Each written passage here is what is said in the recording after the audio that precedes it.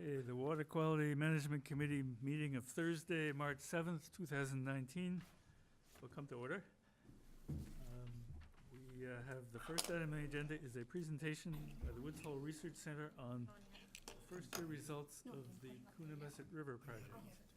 First, Neil presenting. I'm going to split this with Casey Kennedy, who's been collaborating on this, and so I'll do the first half and he'll do the second half. So what I thought, this can be a discussion. This is provide you an update on where we are, what we're finding, and where we're going in the future. But I want to start, so I thought I'd start with the two things that I'm going to talk about, the first of which is we're monitoring stage and discharge in the Coonamessett River continuously.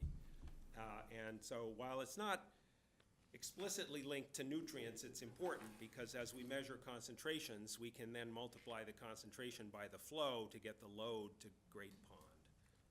And so this is an interesting record because it's now been going more than 10 years.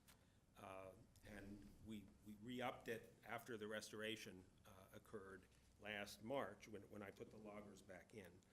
But it's done down here at what I'm calling Dexter's Crossing, where this new footbridge is. So it's right upstream from the footbridge, and that's kind of where it always was. And it ties into this little story I'm going to tell.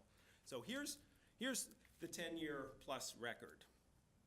And so, discharge, this is discharge in liters per second.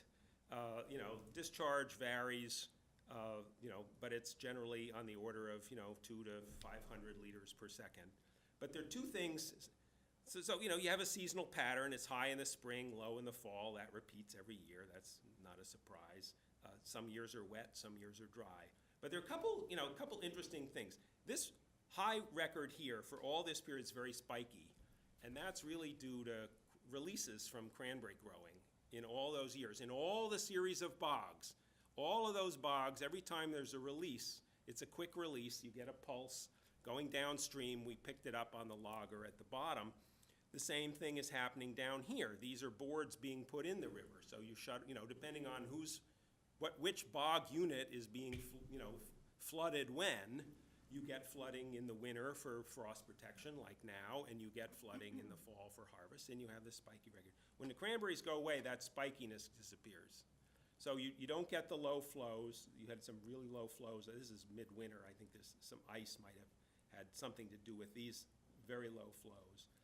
And you don't have the highs. So this is, remember, 1 year is compressed into, this much of the graph. So while this might be a spike up after a big rain and a decline over several days, it appears like a sharp spike, but it's really over a few days. And that's normal. Rains raise the level, lower the level. Here's 2017 and 2018. Here's the restoration. So the river was dug up, the logger went away, but we put the logger back in. And I put the logger back in very beginning of March 2018. And the first thing I noticed when we downloaded it was there were these really high highs.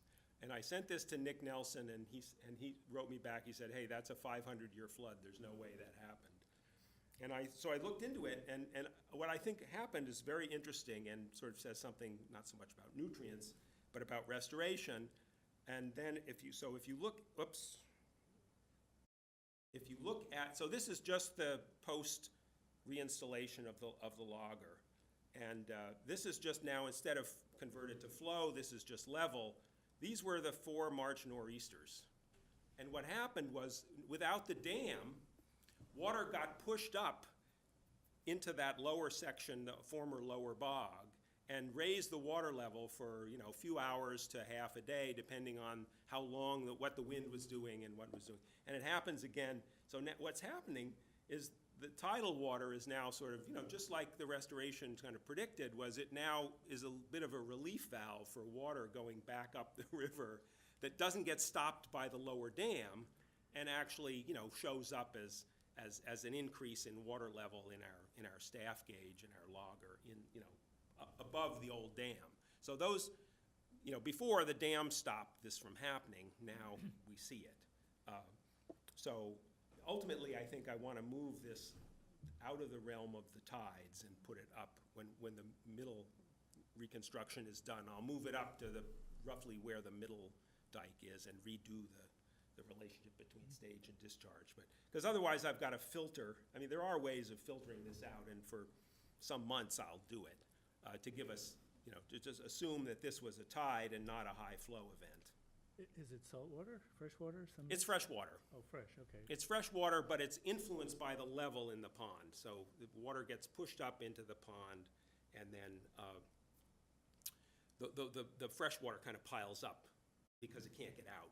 And so the level goes up. And it doesn't go up for long, and it doesn't go up for, it's not a meter, but it's enough, so if that were river flow, that would be a big increase in flow, if we translated that to level, so. So Chris, you're not getting flow reversals here, you're just No. getting a backup of water. No, it does reverse at Route 28. Oh, that close. Yeah, so okay. now that I've been sampling every 2 weeks Yeah. since May, Yeah. every once in a while, I have to look at the tide chart to know when to collect at Route 28, because I want the tide to be low, so I want river water.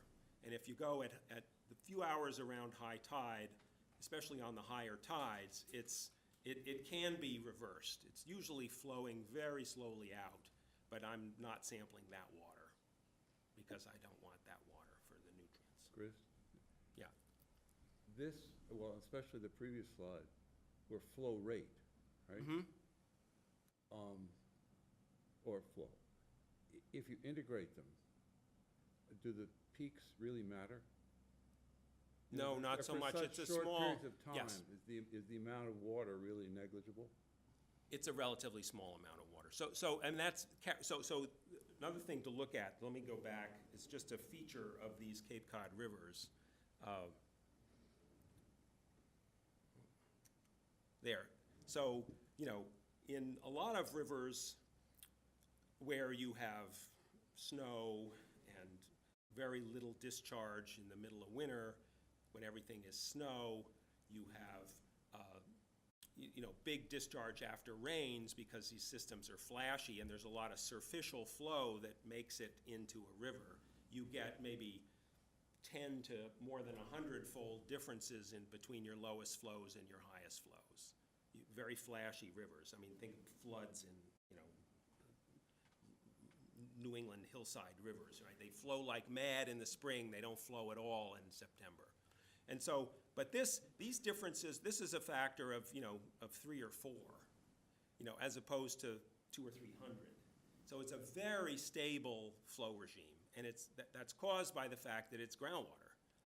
Everything goes in the ground is highly permeable, and it seeps out at the river as groundwater, and you don't get any very little quick movement of water over the ground into the river. So it's as relative to other rivers, it's got a very stable flow regime. So as a result, 95 some odd % of the water goes out as just regular what we call base flow, and very little goes out as storm flow. So you're absolutely right. The areas under these peaks are relatively small.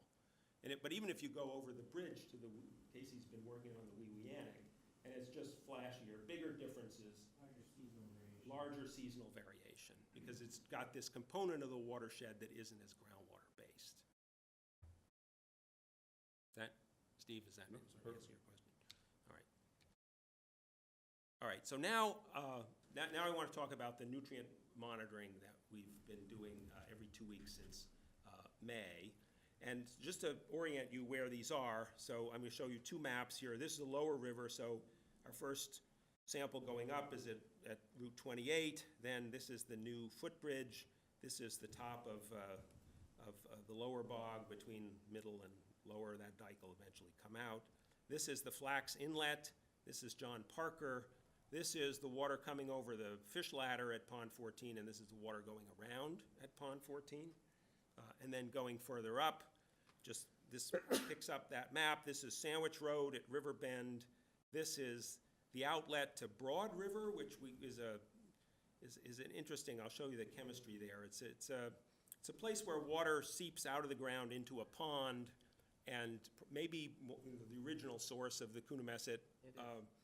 And then up just upstream from that, as the water goes into these upper Baptiste bogs, and then water as it comes out of Coonamessett Pond, right?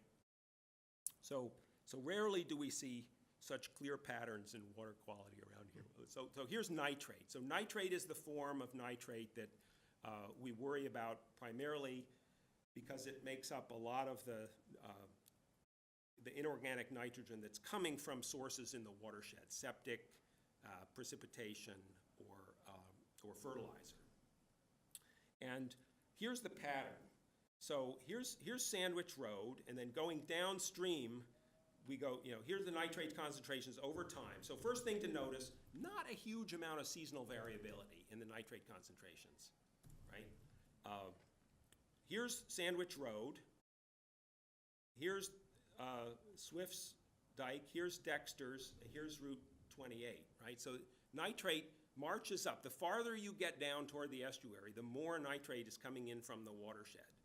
And it's just, absolutely kind of ramps up the farther down you go. And the upper river is relatively low in nitrate. This is very busy, but here the same Route 28, Dexter, Swift's. Here's, Pond 14, Sandwich Road. Those are close together and pretty similar. You go up to Baptiste, it's a little lower, and then very, very low coming out of Coonamessett Pond. So it's just the same pattern holds in the upper river. Yes. See the second all up. With higher nitrate. So the other thing, so we've measured not only nitrate, but ammonium and dissolved organic N, so these other forms of N. And just to show you the relative importance of these different forms, because they all go into the total N calculation. And so one thing to note is ammonium, and this is true almost everywhere, is relatively low, like a very small percentage of the total. You go down to Route 28, nitrate is a big percentage because it's been picked up from the whole watershed. DON is in this sort of 10 to 20 range, micromoles per liter. And down at Route 28, it's not an insignificant component, but it doesn't really change very much. So that's what's in a more sort of polluted site because it's picked up all this nitrate from the groundwater. You go to Sandwich Road, and DON and nitrate are more equal to each other. So the more pristine the water, the greater the percentage of the dissolved nitrogen as DON you'll get. And this is very true. If you go to a very pristine groundwater place, I remember when I worked on the south shore of Martha's Vineyard where there was like no development at all, the nitrate was 1 micromole per liter and the DON was 25 or 30. So you go from the polluted places have lots of nitrate, 10 micromoles per liter DON. The pristine places have very low nitrate and 10 micromoles per liter DON. So DON isn't something that's reacting to your land use by very much at all.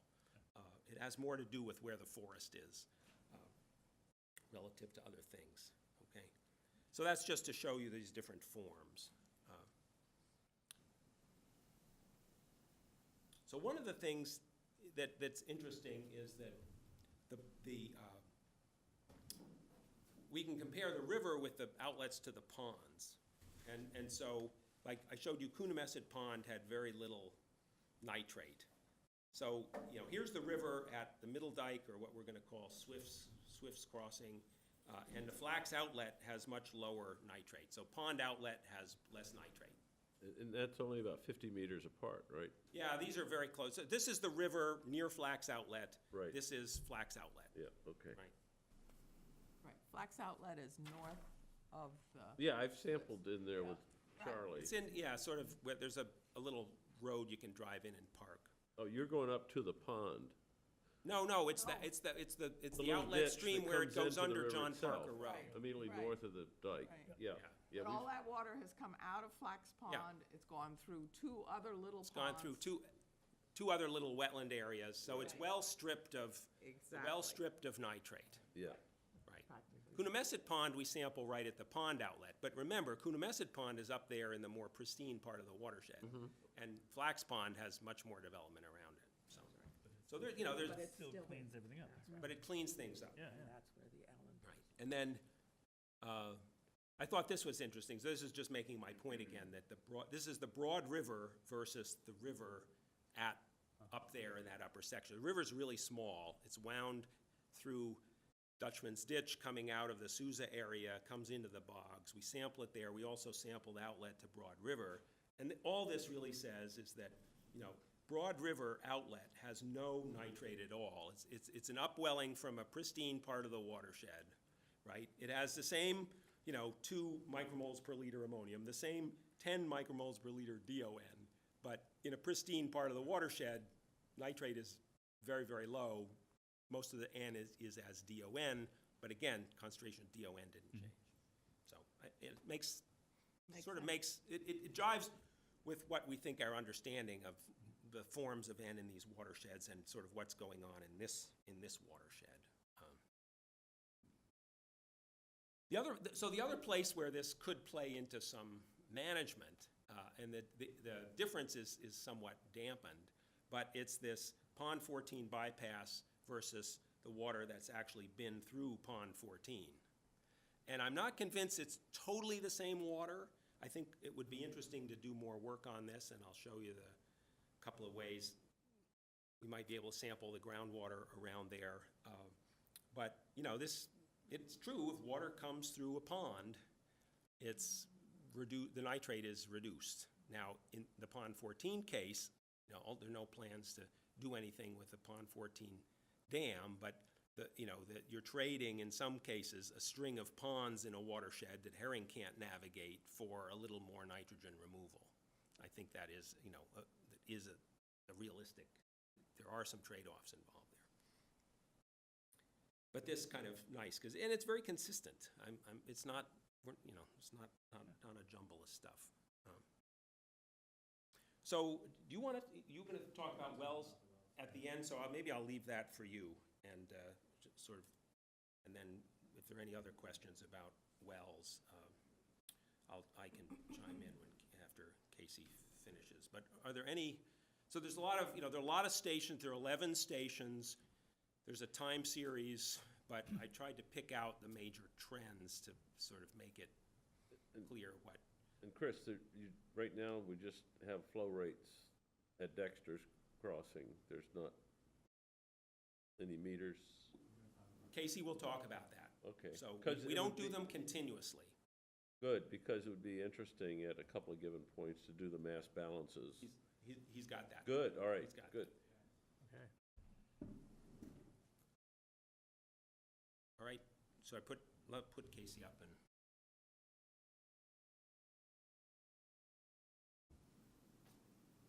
I'll close me and open you here. Uh-oh, sorry. That will not do. You're in it now. That will.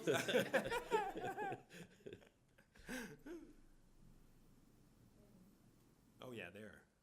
Okay. That's, it says mass balance. So, Already we're together. if I make us, let's see, view. Where's the little button for slideshow? Oh, here, right there. Sorry.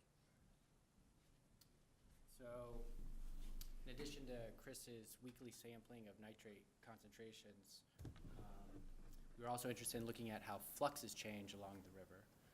And so, Chris has talked a little about our monitoring sites.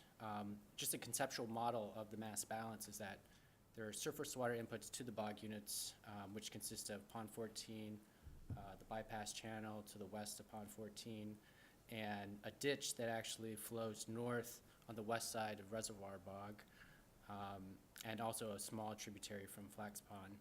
And so those are the surface water inputs to the bog system, and then there's groundwater inputs into Reservoir Bog, Middle Bog, Lower Bog, and a very old retired bog. And so we were interested in calculating the fluxes to and from those different units. And we calculated flux as the concentration times the discharge, and I'll show you some of those results. So these are data collected in August 2018 over a 2-day period, relatively steady hydrologic conditions during the sampling. We measured concentration and flow at each one of these points. And units are in kilograms of nitrogen per day of nitrate. And so surface water inputs contribute about 2 kilos per day of nitrate to the bog system. The net flux into reservoir bogs is about 3 kilos. As the water moves through middle bog, it picks up another 2 kilos per day of nitrate.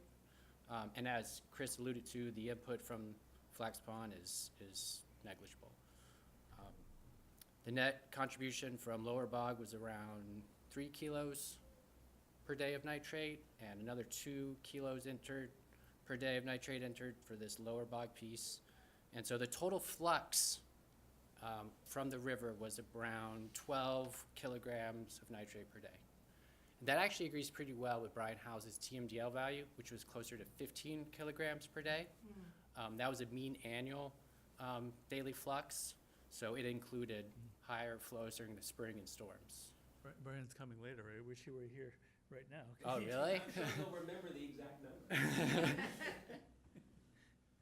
So using these flux values, we can construct a nitrate budget. And we can look at the nitrate that's moving through different land surfaces before it enters into the river. And so I'm calling these seepage faces because most of the water is moving as groundwater through different land surfaces. And they include 3 bogs: river, reservoir, middle, and lower bog, the old lower bog, and ponds. And the important thing to note from this analysis is roughly 2/3 of all the nitrate being exported from the Coonamessett River moves through or interacts with the 3 bog units. And so that speaks to the potential for reducing watershed export from the watershed by managing these units themselves through restoration.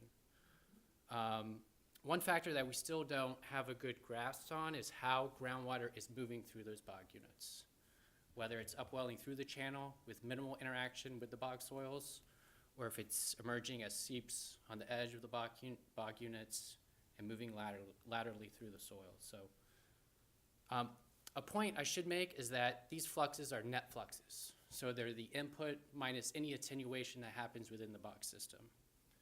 And so we tried to get at that attenuation rate by looking at the uptake of nitrate within the channel. So we would inject nitrate as well as a conservative solute and see how it changes along the channel. And so what we found, somewhat not surprisingly, is that middle bog, the nitrate uptake in middle bog was about 20% higher than what we found in lower bog.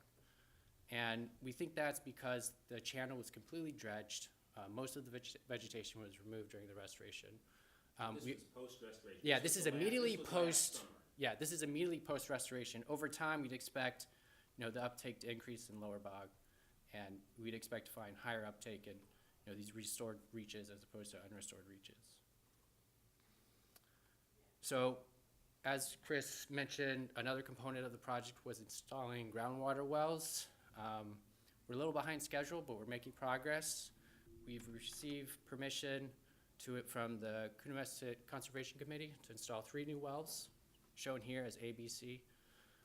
We're also, Chris made contact with Dennis LeBlanc of the USGS, and he's given us permission to sample one of his wells, his pre-existing wells. And the USGS has an extensive network of wells in the watershed that we're considering sampling as well. And so the well, Yeah, he's told me recently he'll send me the keys to those wells, and if the keys don't open the rusted locks, then I have permission to cut them off. But I want that email in my hand. So the wells that we're installing, they're gonna be 100 feet deep. They're gonna have, and this is based on the USGS design from the Ashmont Valley plume study. There's gonna be sampling ports, 15 sampling ports, spaced every 5 feet from 0 to 50. There's some data to suggest an oxic zone between 0 and 50 feet, and then 10 feet intervals between 50 and 100 feet. And that's all I have to report today. Let me know if you have any questions. What does that tell us? The variation in nitrate. We're interested to see how, yeah, different flow paths may be contributing nitrate. So it doesn't tell you where it's coming from necessarily, it just tells No, you what's the not necessarily. ingredients. What I think we'll find is there's huge variation.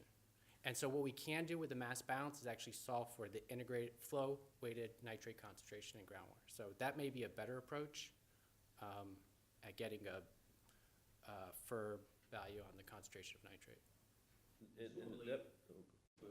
And the depth at which you see the nitrogen concentrations give you a general idea of how far away it entered the system, Okay. generally speaking. Further down. Further down, farther away, Got it, okay. because we've got a whole open Right, aquifer. right, right. Just a quick question. You mentioned that the SMAST MAP studies said, indicated there was like 15 kilograms a day of nitrogen. Right. So that would be about 5,500 kilograms a year, which is about half of what I understand. Yeah, at 66, nitrate was 2/3 of the total Two-thirds. nitrogen load, yeah. Oh, it was just nitrate. So Yeah, that was two-thirds. nitrate. So Mhm. 7,500 then roughly. Okay, well, I don't know. I just remember it was about half and half Pretty sure, maybe it was like Oh, okay. 15.5, I mean, maybe it was closer to 16. or whatever. Okay. I mean, I don't know. it's in the report. Yeah. Yeah, I'm it's just saying nitrate. that- Okay, that was just nitrate though. It wasn't total nitrogen. Yeah. And then there's also, you know, rain that falls on the estuary, and there are a couple other sources that contribute to the total. No, on the estuary, I'm just saying the contribution from the From river the river itself. was about half of the load, roughly. Yeah. Yeah, Oh, right, right, yeah, because then Yeah. the bay has other groundwater sources up Yeah, and down. So plenty The of- total load was 20,000. 22,000, I think, 20,000. I think, for the, all of Great Pond.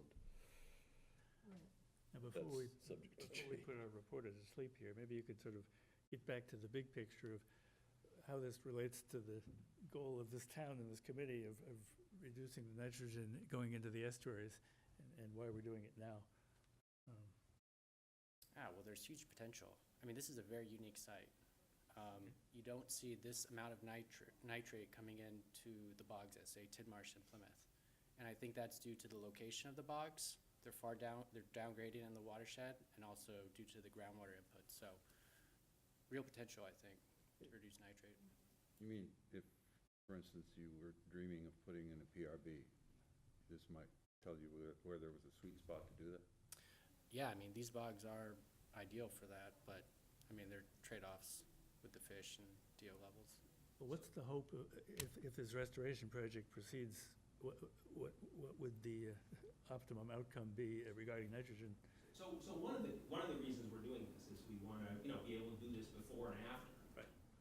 So the idea is to keep going and sample water quality regularly and do these mass balances sort of regularly as, you know, now next year, the two other bog units will be restored. And So as he says, it's, you know, the first year the channel, you know, channel was pretty raw, uptake was low compared with the highly vegetated channel that's been there, discontinued for a bunch of years.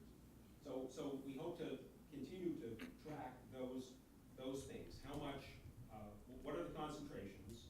What are the mass balances, you know, in a restored versus unrestored? Chris, you should be at the microphone so the audience can hear. Oh, okay. Yeah, so I think, you know, several things. Just what, do the concentrations change? Do we see restoration actually lowering the concentration of the water that reaches the river, reaches the mouth? Second is what happens to the processes in the channel that we get at with these uptake experiments, and does that change with pre and post restoration? I mean, this is one of the first pre and post sites, so it can be generalized to more of the restoration. And the other piece, I think, is thinking about how we could expand this to do some looking at the, you know, what Casey was talking about, like how could we configure the wetland or understand how the wetland configuration contributes, you know, accelerates or, you know, increases or doesn't increase nitrogen uptake. And part of it is if all the groundwater coming in just wells up at the, you know, through a sandy river channel bottom, not much will happen. But if it seeps in through the edges, we could document that as uptake. And so this year we're thinking about trying to do some experiments where we sort of look at those little upwelling spots at the edges that the restoration project is trying to capture and funnel into, I was looking for my presentation in a picture. Let me get that up, because I think it's worth talking about. So here, here's like these little channels here. So this is the restored, a new image of the restored. So this water that used to, flow in a bog ditch down here and out, now is flowing through a channel like this. So they've designed this to try to capture that water, route it through a surface water feature with lots of surface area, lots of vegetation, and so to try to figure out whether, these features, how much water is flowing in them relative to this generalized increase from across that unit, and then figure out what the uptake of nitrogen is within that naturalized system. And, I'm thinking, just as an interesting exercise, that this summer, before they do construction on Midland Reservoir, we could look at how the ditches behave in an unrestored system compared with how these naturalized channels behave in a restored system. It's a thorny problem to figure out, well, what is the contact of this groundwater coming in? We kind of know there's a lot of water coming in, and there's nitrogen coming in that groundwater. Knowing what the contact is and what the uptake is by the bog itself is tricky. Our approach is that we measure the mass at the top and the mass at the bottom and can say something. And I think over time that may be ultimately our strongest argument, that the restored bog unit is doing something, is taking nitrogen out. Yeah, right. Thanks, Chris. We've been doing, with Brian's team from SMAST, we've been doing an analysis of Mill Pond and Green Pond, and that nexus and the flow of Bacchus Brook, I guess, through the whole thing, and the bogs. In that, one of the major contributors that was considered, at least for Mill Pond, was the buildup of vegetative matter.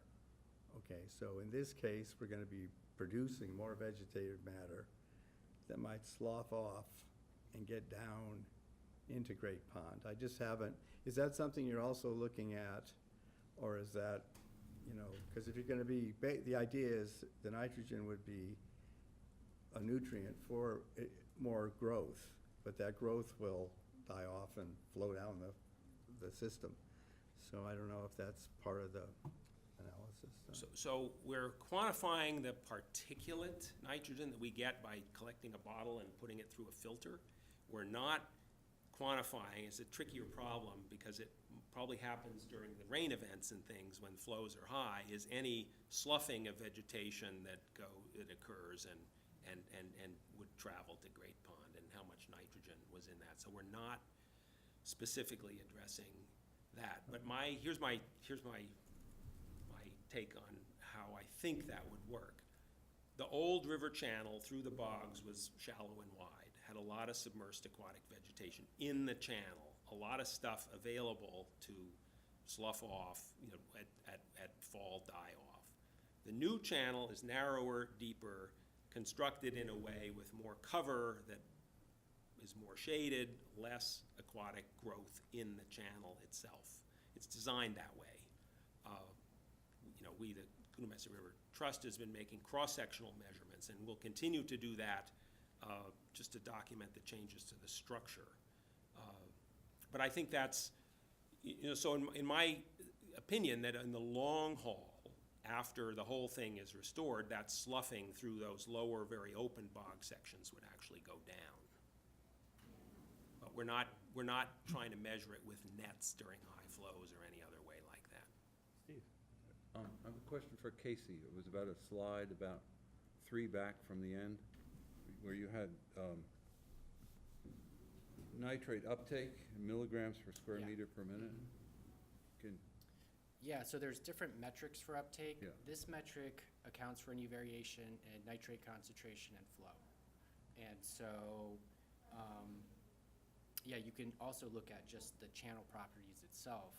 And in that case, middle bog is even higher. The uptake potential is even higher in middle bog because the nitrate concentration is higher in lower bog.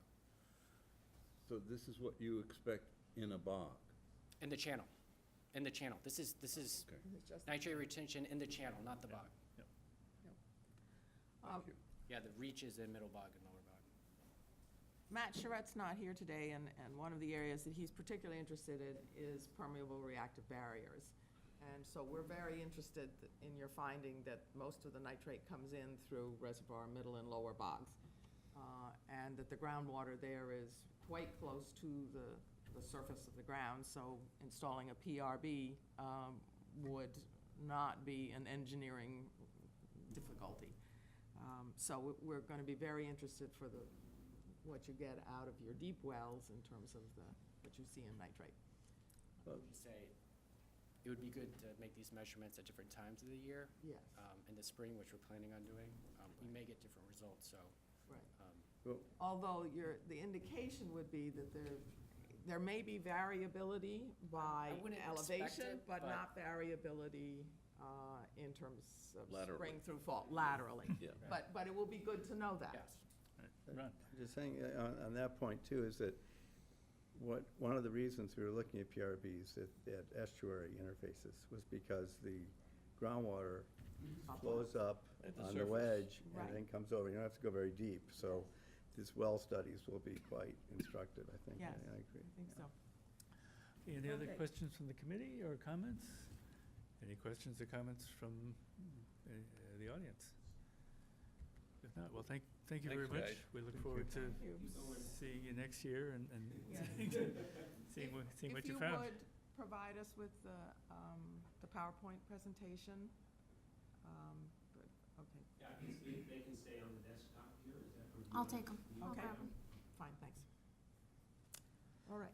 All right. Next, this is Show and Tell Day. Yeah. Next presentation is by the Buzzards Bay Coalition, Maureen Thomas. The coalition and the town, through the committee, have been working in a partnership for several years now to put innovative alternative septic systems into properties around West Falmouth Harbor. She's here to report on what they have done and what they have found. I was having an issue with PowerPoint on my laptop before I got here, so fingers crossed. That photo just disappeared somehow. Hoping the rest of the presentation is here. But thank you so much for inviting me today to talk about the West Falmouth Harbor Shoreline Septic Remediation Project and to give me the opportunity to provide an overview and an update. Oh, there it is. As you know, the Phase 1 and Phase 2 of this project was a collaboration among multiple agencies, including the town of Falmouth. Our first phase was funded through an EPA Southeast New England program grant. The second phase was funded through a Cape Cod Water Protection Collaborative grant. And we're also working with Barnstable County Department of Health and Environment. And we've also received support from the West Falmouth Village Association.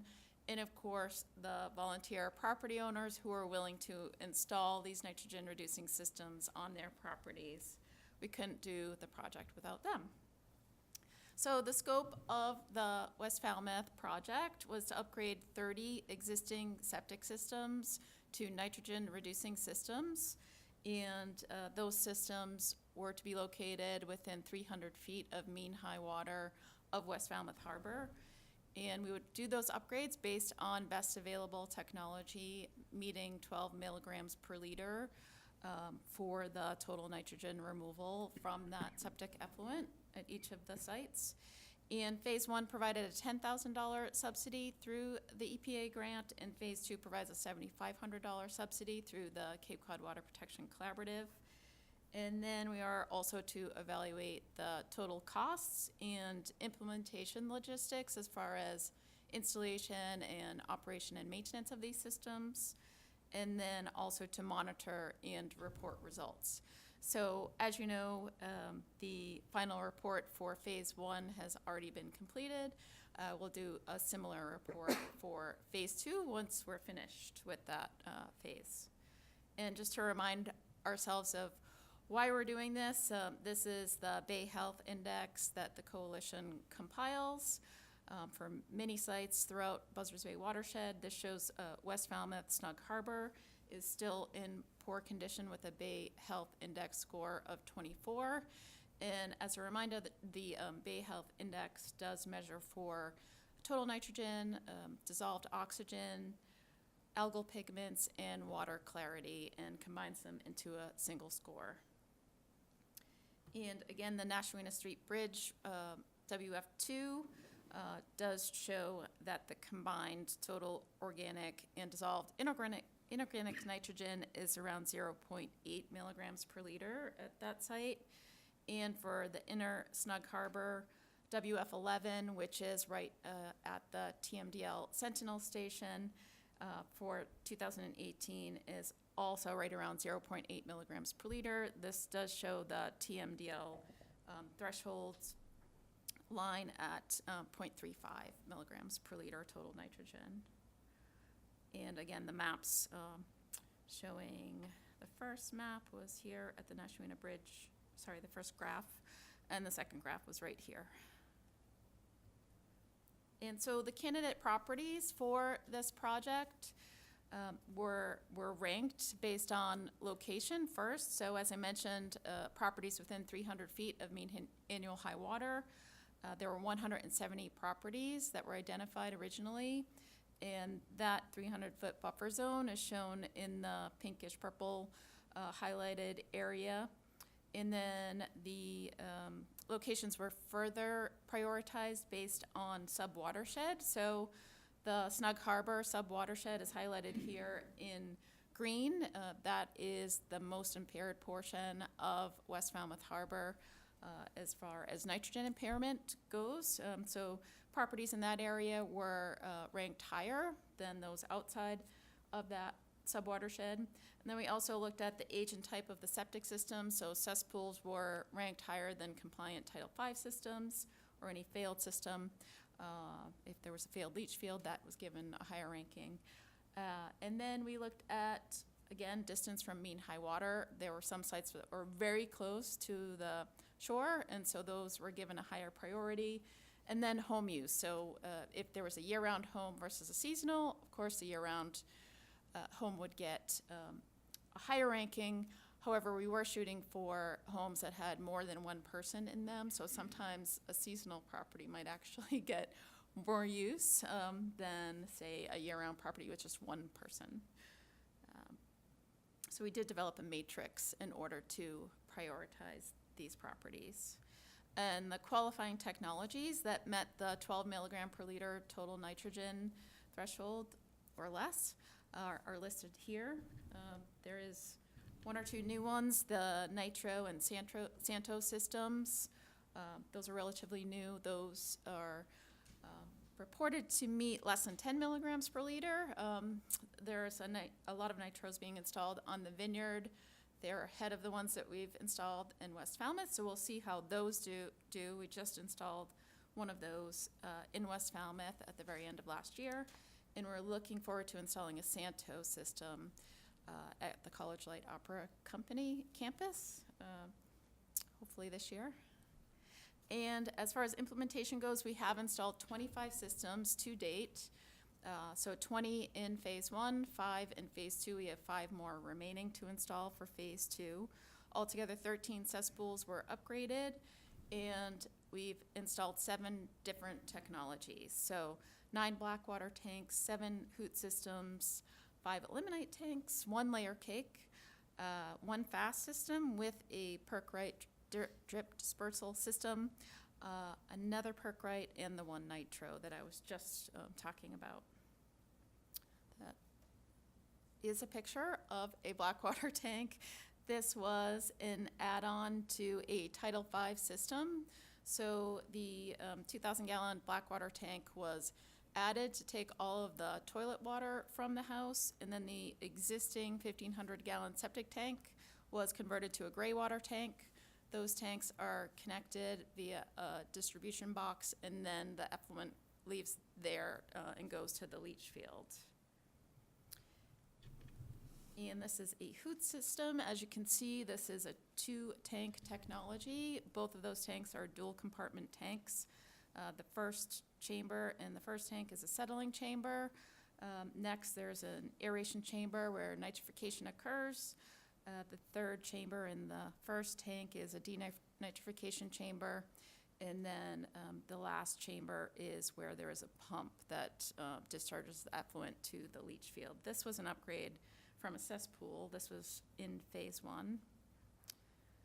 Again, showing the profile of the system in the different chambers.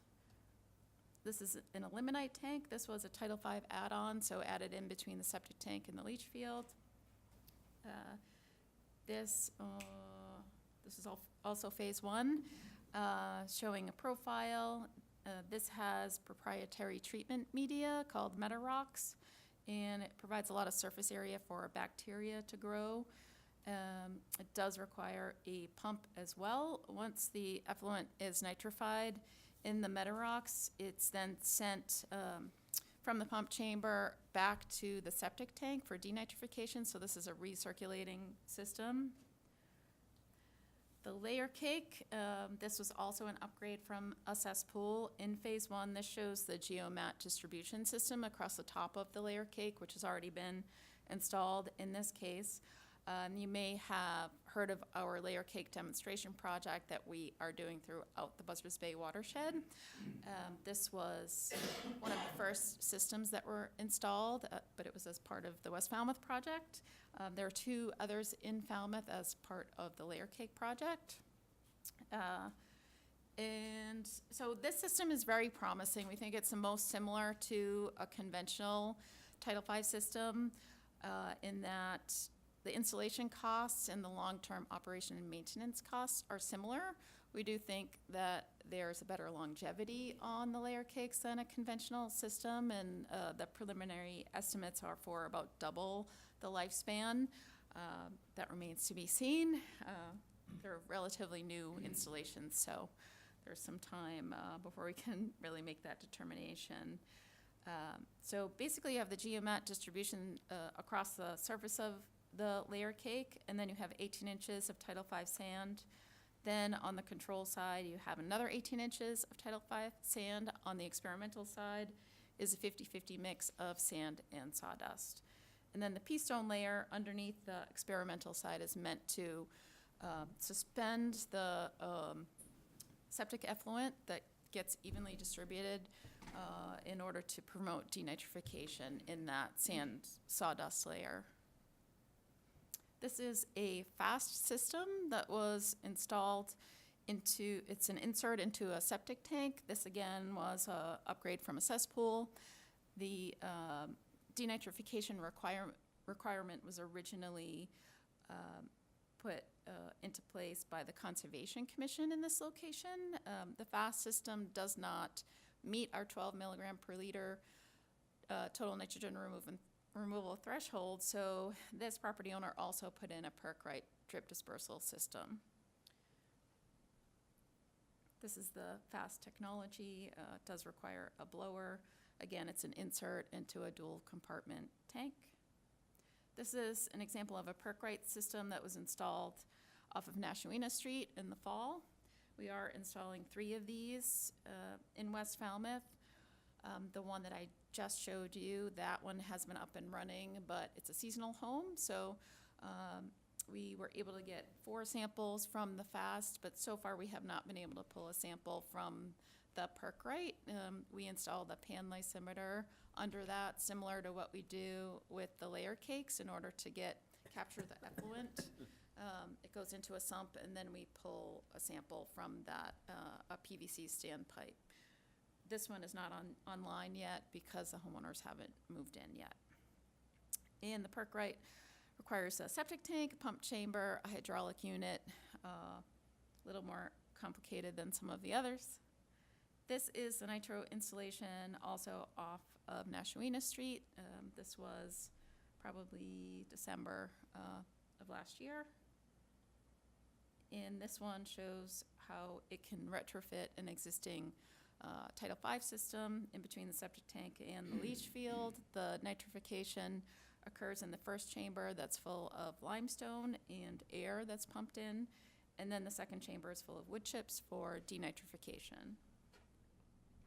This is a Santo, basically the same setup. You have a settling tank, then you have an aeration bed, and then a denitrification bed, and all of the effluent is then distributed to a leach field. And these are the implementation costs. This actually came from the West Falmouth Harbor Status Report that was published in May of 2017. I don't have all the costs yet for phase 2. They are in line with these costs for the most part. When you look at the average costs, the installation of a system where there's a Title V add-on is approximately $22,000. When you're upgrading from a cesspool, the total costs, average costs, are approximately $32,000. That doesn't include landscaping because that's highly variable depending on the site.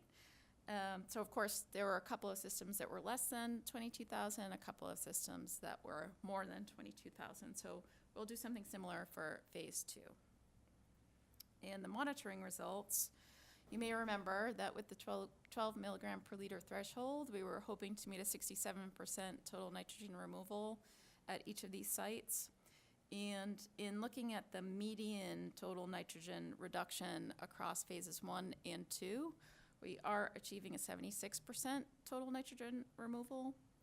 The black waters are showing a 59% removal, the ilmenite's 78%, the hoots 81%, layer cake, one seasonal layer cake, 90%, and it's not, that one actually hasn't been occupied every summer since installation.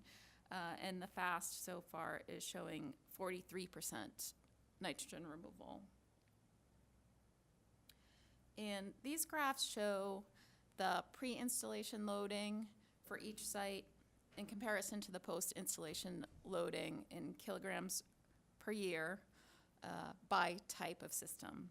So the Blackwater systems, again, shows 59%. And the reason, you would think that that would be the highest. And I believe our West Falmouth Harbor report shows that it's the highest. But the reason for this is that we've had some operation and maintenance issues. So this past summer, we had some instances where the alarm level, the float, or the counter, or both, were not functioning. And so there were some overflows to the distribution box. And so when we took our samples, unfortunately, that's the nitrogen that we were capturing. The reason why we were wanting to monitoring these systems was to see how much nitrogen is in gray water.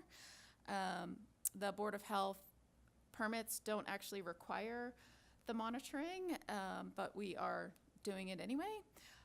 So you can see on one site, B6, there's a negative 70% removal. So obviously there was an issue there where the tank should have been pumped and it wasn't. So this coming spring, we're going to be inspecting all of these to make sure that all of those alarm levels and all of those counters are working and operating as they're supposed to be. The one B8 at the very end, that one had a very high pre-installation loading, and so that was off the chart, and I couldn't fit it on this graph, but that one does have a 78% total nitrogen removal. Limonite, 78%, hoots, 81%. Again, the fast, 43%. And you might be interested in knowing, too, that on the hoots, there are 3 that are operating below 12 milligrams per liter currently, so we are requesting a reduction in sampling for those from the Board of Health from 4 times per year to 2 times per year. Those, all but one, are seasonal, and so those samples will be taken during occupancy during the summer. And as to the operation, maintenance, and monitoring costs, I've laid that out here. It's kind of a lot to look at on a slide, but I laid it out by technology. And the O&M column is basically for the O&M firm. That's how much they charge for going out and inspecting these systems. The sampling only includes the lab costs, so we use the Barnstable County Department of Health and Environment lab. Additional costs are added to that for labor and travel. When we do the sampling, we do a round of all the sites, so adding $150 for labor would be more comprehensive for our costs there. Once O&M firms start to do the sampling on these systems, it will be more expensive, on the order of $200 to $700, depending on the sampling. The pilot systems require a lot more sampling, and it's more expensive because you're required to do more than just total nitrogen. And next steps are to complete phase 2 in the spring. We're hoping to install another perk-right. That's probably the first one that we'll install this coming spring. And then the Santo system, we have, I'm trying to remember, there is technically one subsidy still available. There's a homeowner who's interested in a Blackwater system, but I know that the Water Quality Management Committee is not subsidizing those anymore. So if we can't interest that homeowner in another subsidy, we'll be going down our list to some of the other possibilities to install a different type of system. He may find the Board of Health won't let him do it, subsidy or no subsidy. I think they've decided Blackwater is not okay. I did check with them, and they did say that if homeowners are interested in installing those, they wouldn't necessarily prevent them from installing them. In this case, the homeowners are there in the summer for only 8 weeks of the year, so it doesn't really make a lot of sense for them to spend a lot of money on a D-night system. But so the Blackwater could be a good solution for them, especially since the cost might just be plumbing, because they already have a Title V system with the pump chamber. So again, we'll be doing a status report for phase 2. We're going to continue operating, maintaining, and sampling these systems and dialing them in and making sure that they are operating the way they're designed, and continuing to work with the town of Falmouth on nitrogen reduction regulations and other projects. This is really just the beginning. It's a good model. We have a lot more to do to meet the TMDL and to fully restore West Falmouth Harbor, but we do look forward to working with you all some more on the regulation and on Oyster Pond and other projects. So thank you. Thank you. Thank you very much. Comments or questions? I'll just make a comment that what is most valuable to us is to have these different systems tested, and we've already tested enough Blackwaters. Yes. So I would, as you look through your selection process, I would certainly hope to find a candidate that would use one of these other technologies you've listed, or even another technology if it seems to be promising. Good, great. I'd just like to add to the presentation. When you say we, of course, you've been working very hard on this, but this whole process was set in motion and put together by Sia Karplus from this committee, and Corin from the coalition. And when I say they were involved, they were in the weeds and in the holes and watching and directing as people installed these things in the ground. So it was a tremendous effort by Sia and Corin and now you, but Yes. we want to give credit where it's due. That's right, yes, and I'm very fortunate to have the benefit of their experience. Figuring out the pre-installation and post-installation loadings, that was a spreadsheet that Sia set up with Corin, and I'm still using that spreadsheet. And just the contacts that they made in West Falmouth were just amazing, and I'm still, we're reaping the benefits from phase 1 into phase 2, so yes, very much. So one question, on the selection, I know that it's up to the homeowners to pick which system they like, okay, basically, except maybe Blackwater now, but otherwise, it's the case. And I was wondering, because the Nitrex system was shown to have the best performance among those tested by the county.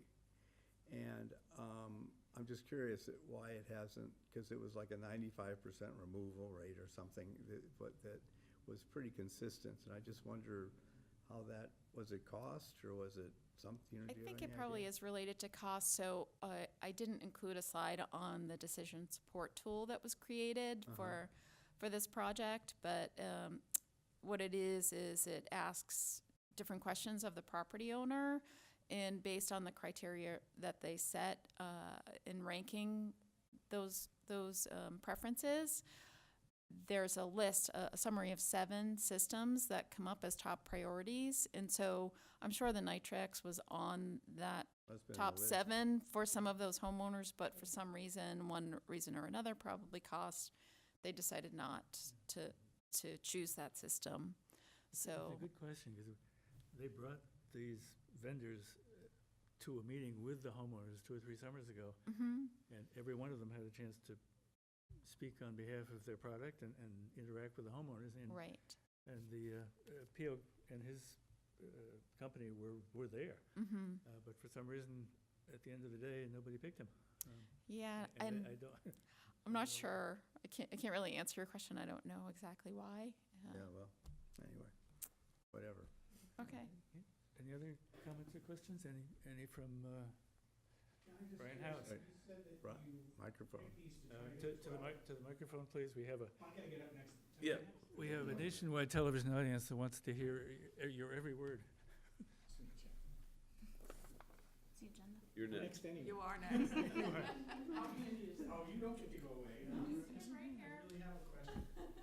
Yeah, hi. It's a simple question. You said that you picked systems that you thought might be able to hit 12. I mean, you're not responsible making them hit 12. How many of the 25 hit 12 milligrams per liter in the effluent? And then also, what do you think was sort of the typical good range? So of the ones that really kind of worked, maybe they were putting out 15 or 13 or 12 or 10 or whatever. Because that's the critical thing for some folks.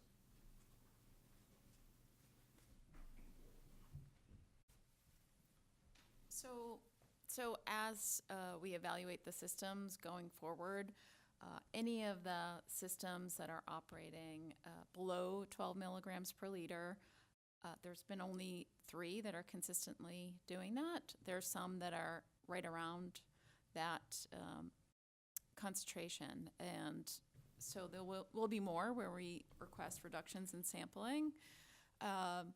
So there was a subcommittee that chose those technologies, but as far as operation goes, we are striving to dial in those systems as best as we can with the operators, and there's been a learning curve with that. We're still working things out on some of the systems, as I mentioned. So I don't know if that answered your question, but what exactly? What are the 3? The 3 best ones, you mean? Well, the hoots are doing the best. So that chart showed, I would say the hoots, the aluminite, and then the layer cake are really performing the best. So You only have 3 layer cakes, and how long have they been in operation? You don't Well, even have 3, but there are 3, you said. there are 3 in Falmouth, yes. So generally so George Hoyfelder is doing the sampling on those, and I don't have all the numbers, but 80% nitrogen removal across all of the layer cakes that we've installed. So in the West Falmouth Harbor project and the layer cake demonstration project, they're removing 80% total nitrogen. So very close to what the hoots are removing. Thank you. Thank you very much. We will ask if you could forward us, or somehow or other, we want to be able to send this presentation around to the committee members. Paul Dreyer from the planning board, step right up.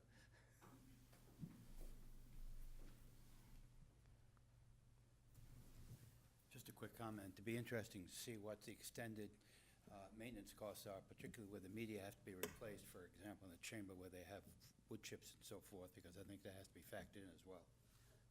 That'd be very interesting. Exactly. How often you have to do that, and how easy it is to do. I apologize. I was talking and I didn't hear the question. It was like replacing the medium for these different options.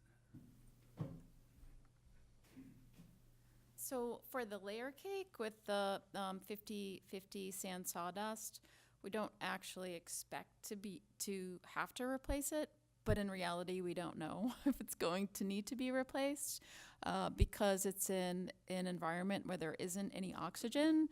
We expect that it's not going to degrade like a normal compost would that's exposed to oxygen.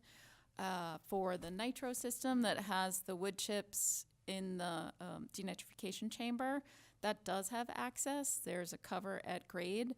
So those wood chips, even though it's going to be in an environment that doesn't have oxygen, and they don't expect them to degrade over time, they will be able to replace those if needed. And the ilmenite has the rocks. So, yes, I'm not sure that they would expect to have to replace those, but again, there is access as a cover at grade where they could do that. Thank you. Thank you. Right. Okay. Next item on the agenda is a presentation by the University of Mass Dartmouth School of Marine Science and Technology, Brian Howes, on the preliminary assessment of the Boynes Pond oyster aquaculture effects on water quality and nutrient recycling. Back in 2016, the town authorized the study of oysters in Boynes Pond, and particularly the issue of oyster feces and the pros and the cons of their activity. We had a little bit of a glitch one year, and the project didn't occur as planned, so it was delayed a year, but the year has now gone by, the study's been done, and Dr. Howes is here to present the results. Don't seem to be able to escape feces. I don't get it. Yeah, thank you very much there, Eric. Yeah, we had a little bit of a glitch because it was out of anybody's control. The site that was originally selected, there were oysters on the bottom, and they became covered with macroalgae ulva, and the site became unusable. The thought was the bottom planting then was, we were going to test bottom planting it, but that was deemed then not a viable culture method in Boynes Pond because this was going to happen because of the roughness of the oysters would trap the algae was the thought. They do wash out later in the season, though. Didn't kill the oysters. All right, so we did this project, a whole bunch of people from doing all different, there's little specialities, but I have to thank the Falmouth Marine and Environmental Services is really a partnership with them. It's very difficult to set these projects up and maintain them, and they do that, and then we can do our science around them. And I think that's probably the most cost-effective way to do these tests for a municipality. You don't want scientists setting up stuff and maintaining it. It's too expensive. Let them do their science. All right, there's only 3 real ways that you can reduce nitrogen in these estuaries that are heavily loaded.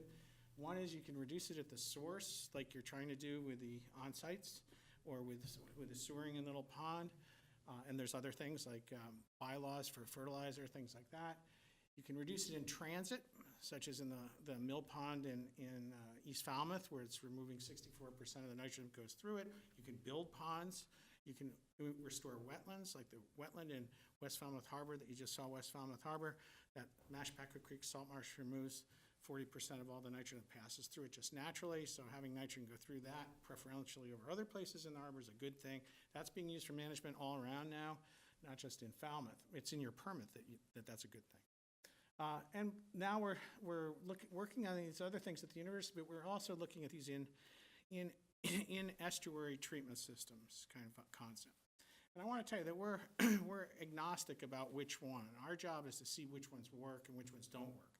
We don't have any vested interest in one working or not working, okay? So we've been looking at this oyster deployments to reduce nitrogen in estuaries in a variety of places. Falmouth was one of the very first towns to do this in this region, and all of really Massachusetts in a quantitative way.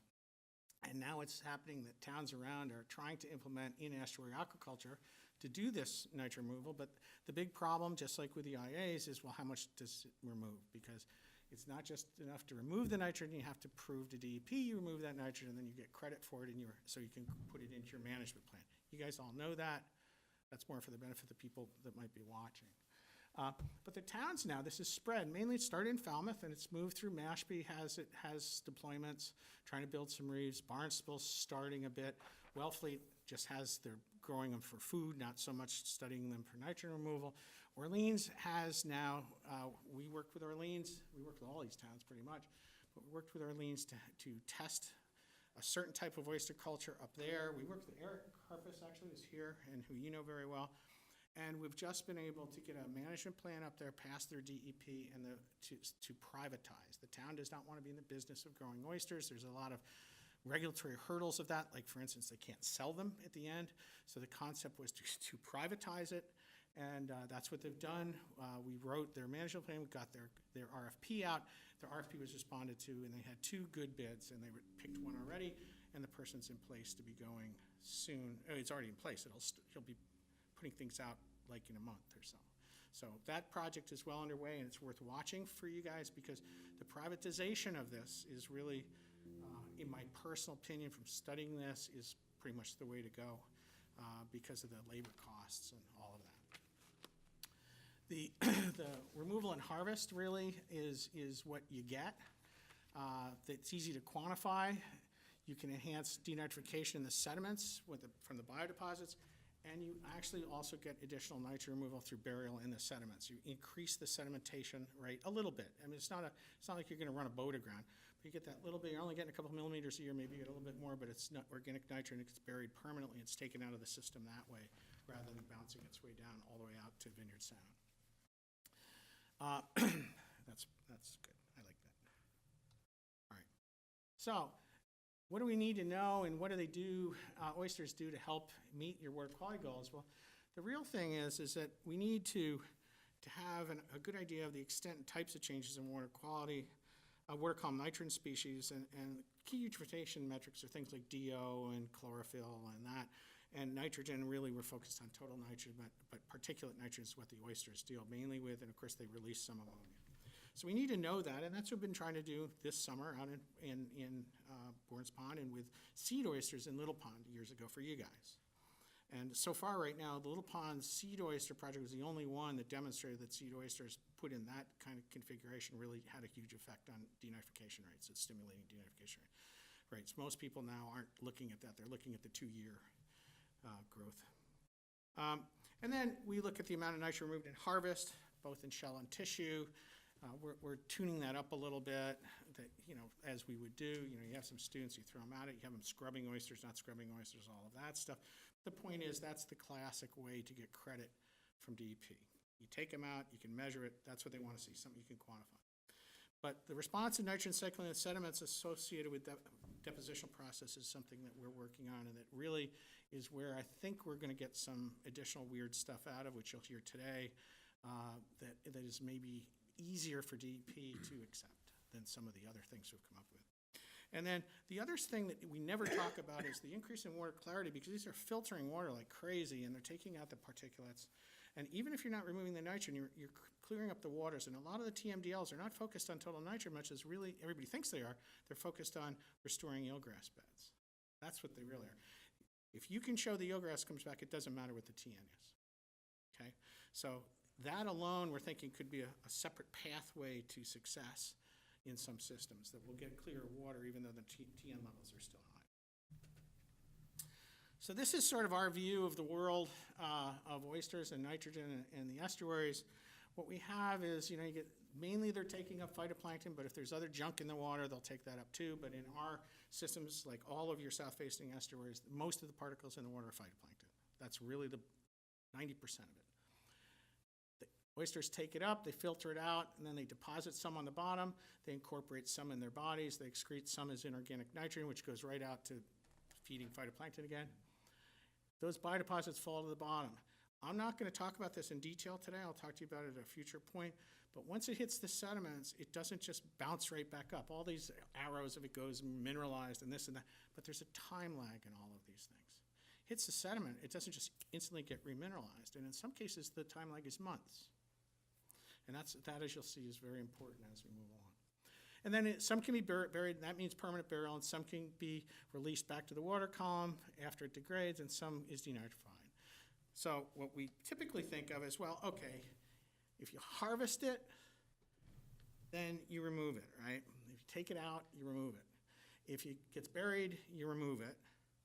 If you denitrify it, you remove it. Those are real removals from that would count towards like hitting a TMDL target. But there's this time lag thing is something that we're working on now, and it's one of the things that we want to pursue. If the particles hit the bottom in July, August, that nitrogen doesn't get back out maybe till September, October, the following spring, and April and May. That's outside of the critical window for high nitrogen in the estuaries. So like salt marshes, you'll love this, like salt marshes take up nitrogen, but they also take it up and they store it and they release it in the fall when the coastal waters are more able to tolerate that nitrogen without any impairment. So in a way, this fits into an old textual thing. It's not new, but in the concept of sediments taking up nitrogen, holding it and releasing it when the systems are more able. So these guys, even if they don't denitrify it, may just hold it and release it at a point when they don't cause eutrophication. And that is something we can quantify very easily. And it's a new thing that we found in your project. Okay, so this past summer, oyster deployments, we were looking really at growth and survival. We were looking at weight gain, of course, nitrogen removal over the growing season. Starting April 9th, all the farms were set up and they went into October, but there were two basic types of oysters out there. There were culture farms. There are almost 500,000 second-year oysters put in 3 different farms. That means total in all the farms. You add them all up. And we looked at those. We studied mainly the largest farm. The other ones were not suitably sited for kinds of measurements. But we also, something as a separate project at the university, we've been looking at inter-estuarine comparisons of habitat suitability in the town of Falmouth, where we've been looking at like 10 of your estuaries and seeing where you could grow oysters and where you couldn't, where do they die, where do they grow best, where do they have the richest nitrogen content at the end. And we use some of that data because 2 of our sites are in Bourne's Pond, so you'll see a little bit, that's in the report. I don't think I'm gonna talk about it much today. Certainly not the inter-estuarine part. Okay, so to do this work, we generated a couple data sets. We took the near field nitrogen. When I say near field, you got a farm, there it is, and right around it, maybe 10 meters in any direction, and in it itself, that's near field. And so we had continuous chlorophyll measurements with flow through the field itself, and I will show you that, and also water quality. We took some grab samples, which would be like pond watch type sampling. And then we had far field nitrogen, so we saw water quality, you look for water quality changes there. And that's to really help you guys calibrate the concept that you might be able to use Pond Watch to look at system-wide effects of a specific deployment of oysters, okay, if it's big enough. So we pulled that data into this as well. We got it, why not use it? And also we wanted to look at the direct under the sediment process thing. Okay, so we had Bourne's Pond is here. The yellow circles, there's 3 farms, 2 are up against the shore. This is farm 1, where most of the oysters were. But we didn't just look there. We looked at the local changes in water quality there, but we have sites up and down, so we could look at large-scale changes. We had to look at oyster growth because that and nitrogen removal and oyster harvest, because that's going to be part of your reports, compliance reports. And then the nitrogen removal and the sediments we looked at as well. The left slide is farm 1. It's a relatively big farm. It's 300,000 oysters, 807 bags, a modest amount of oysters per bag at 326 oysters per bag. Farm 2, you can see up in the upper right-hand corner. It was a moderate farm, much smaller than farm 1, with 300 bags and 89,000 oysters, but a slightly higher density per bag. And then farm 3 with only 50,000 oysters, but a high density per bag of 521 per bag. 500 per bag's getting up there. So there's all these different, we didn't set this up. This was going on. So what we did is we said, hey, look at that. We can use that, these different densities and these different configurations of deployment to help provide some maybe thoughts for future deployments should they occur, okay? And we did learn about that. We're learning more about what you don't do, so we now know what you do, okay? And there I go, do again, and now we're in trouble. You can't get away from it. I can't, just can't escape. So this is it's kind of a busy graph, but really what it is that the light blue, the baby blue is Chlorophyll Bay in the north of the deployment area. The green is Chlorophyll A south of the deployment area, and this is the tide. So this is over a long period of time, not a long period of time, but a couple weeks. We're getting the tide in and out. We were able to look at the concentration of chlorophyll. This is directly adjacent to that bag system. So the fact, if there was no effective oysters, they would be identical curves. The blue and the green would fall on top of each other. And I pulled that out because I can't look at that graph, it drives me crazy. So I blew it up. So what you could see is now the blue and the green are the same. But those are only 20 meters apart, and the only thing between them is water in the bags. And we're getting a 50 to 75% removal of phytoplankton passing through that system. Because you can see like the blue really high and then simultaneously down gradient. And that's what we typically find. We've gone around, we have colleagues now who've set up a network for this type of work in New England. And in fact, 50% is sort of the rule of thumb of what people are finding, but nobody knows why. But we got a little bit better, I think, because the water was shallow and the bags were dense. Yeah, Why is the effect bigger on the incoming tide? should be bigger on the outgoing tide. Unless I'm looking at it upside, but one It's way the outgoing bigger. tide. The reason, we looked at that. That's a really great question, because that's one of the things when you look at the data, it really jumps out at you, is that what happens is there's high concentration of phytoplankton in the northern part of the pond. So when that flows through the bags on the out, they're sucking out all of that phytoplankton. There's low concentrations on the southern side, so as the flood tide comes in, there's much less for them to suck out, and so they can't take up as much. That's simply it. Plus, these concentrations are getting down pretty low at 3, 4. It should be micrograms per liter. It is, and whereas on the ebb tide, it's coming in at over 10. So and it just feeding wise, it makes sense, but it caught us a bit off guard too when we first saw it. Okay, so these guys are taking up a lot of particles, a lot of phytoplankton. The good news is that one of the criteria for water quality is just the phytoplankton density. So the fact they're knocking that out and the water clarity goes up, we've already demonstrated, we didn't spend any money of your money on that. We know that's the case, we've done it a bunch of times.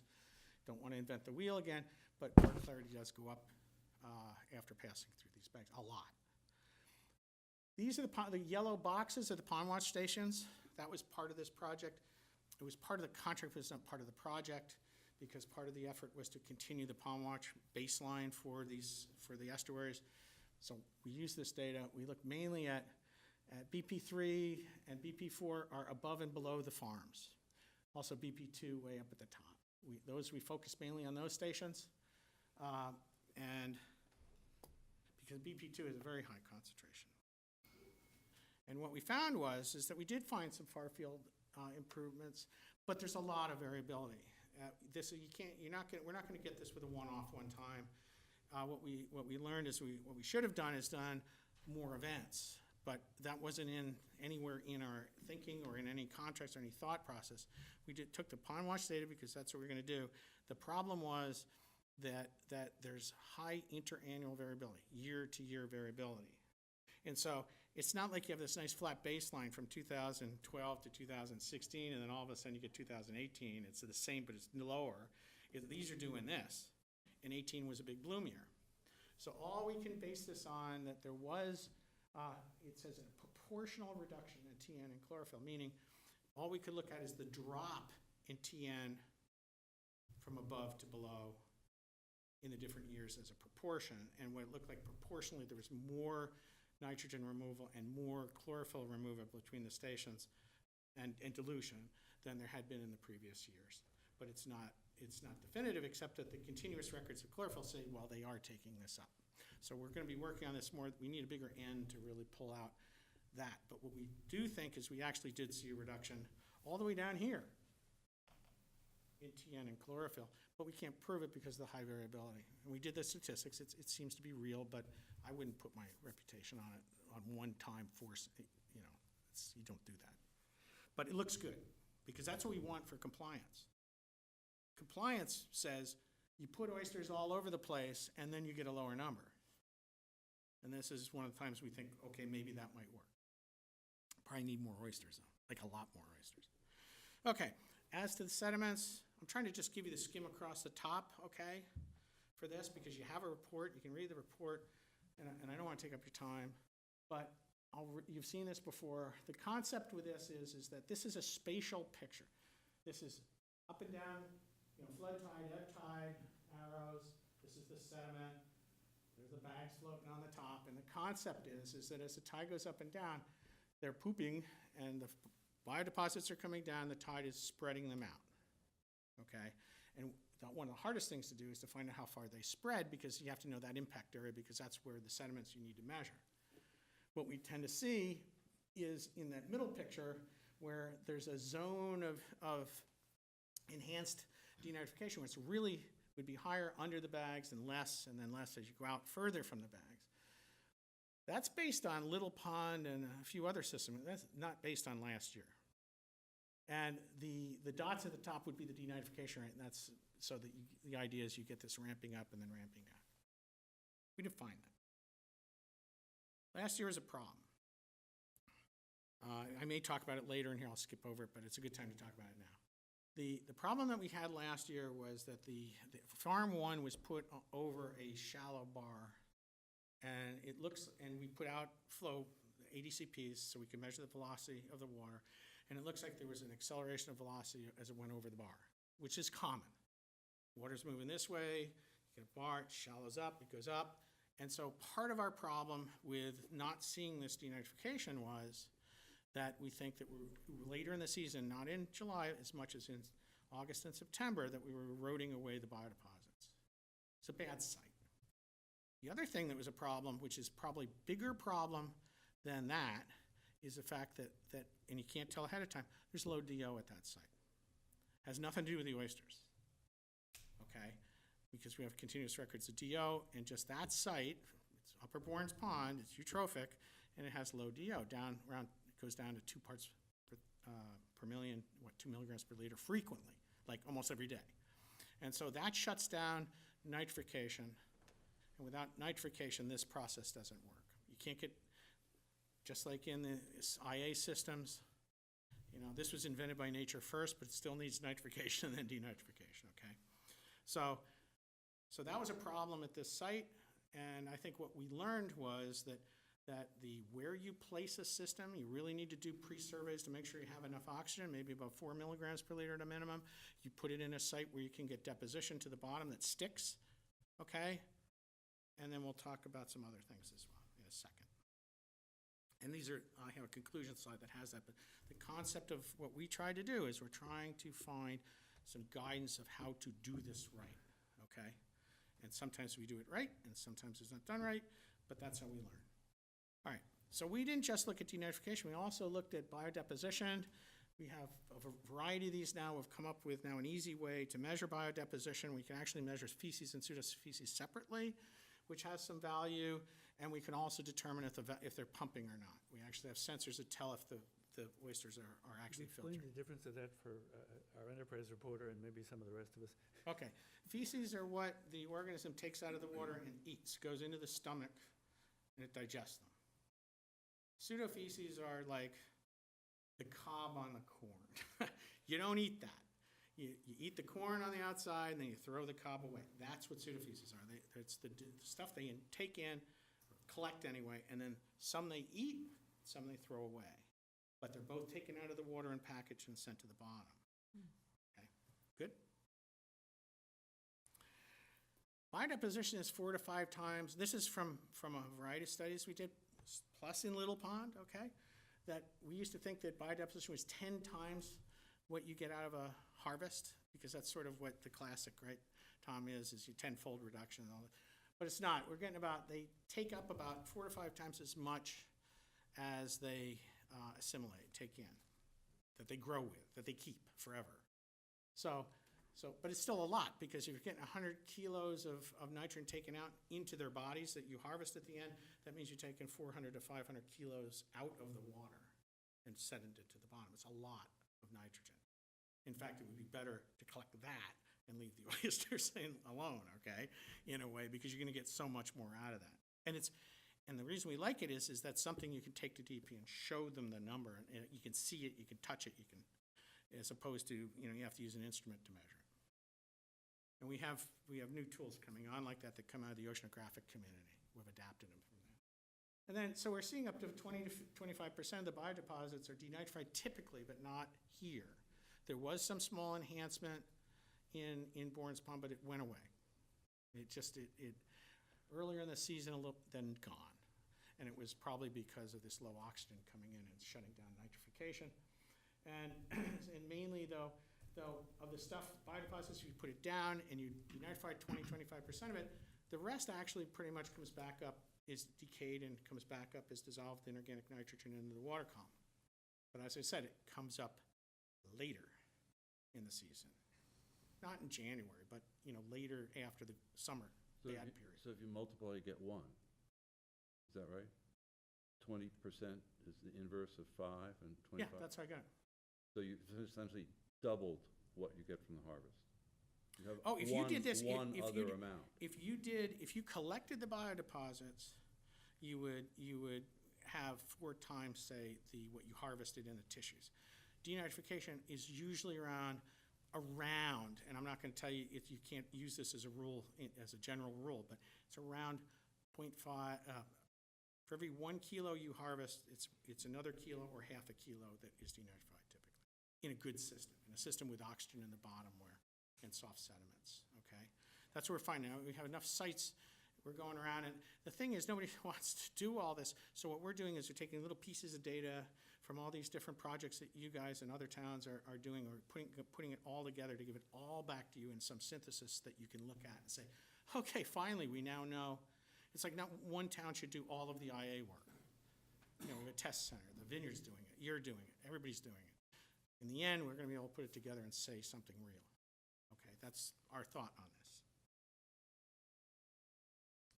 Okay, this was the site. The red box is where the oysters were floating. All those, the dots are just mainly core samples. The orange boxes are water column sampling sites, and then there's a mooring north and south of this, which is where it says a DO mooring, but that's actually chlorophyll mooring as well, and a DO mooring, these boxes here. And that's where that data comes from, that I showed you already. And the dates just say the dates that we were out there sampling. Okay. So, what do we find in simple, just summary form, you know what I mean? So in the sediments under Farm 1 did show they showed a lot of increased nitrogen release. So there was organic matter drop to the bottom.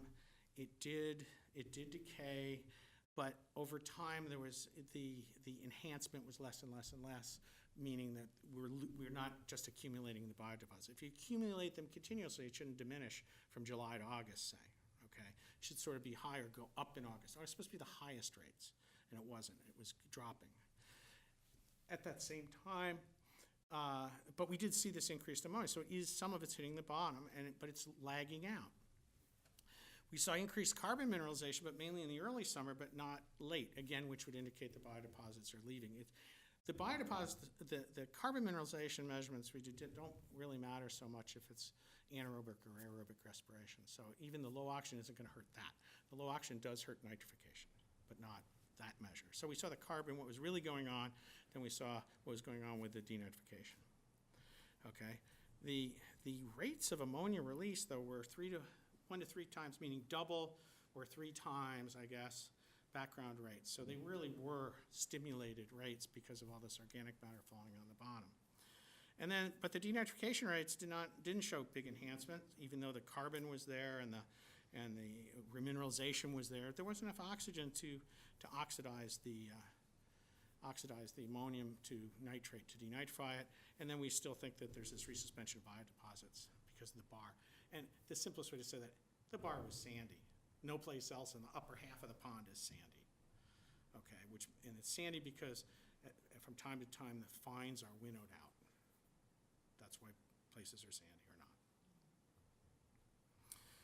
not. Okay, but we also looked at the removals, okay? The stuff that we can get, we're trying to build that pool up too. Those are the 3 farms.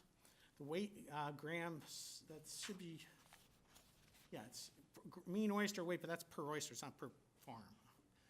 And what you saw was that they didn't all grow at the same rate, right? That's 10.6, not 106. Okay, Oh, yeah. okay. I haven't lost it yet. All right. So, yeah, they go in order. It's 41, 10, 5.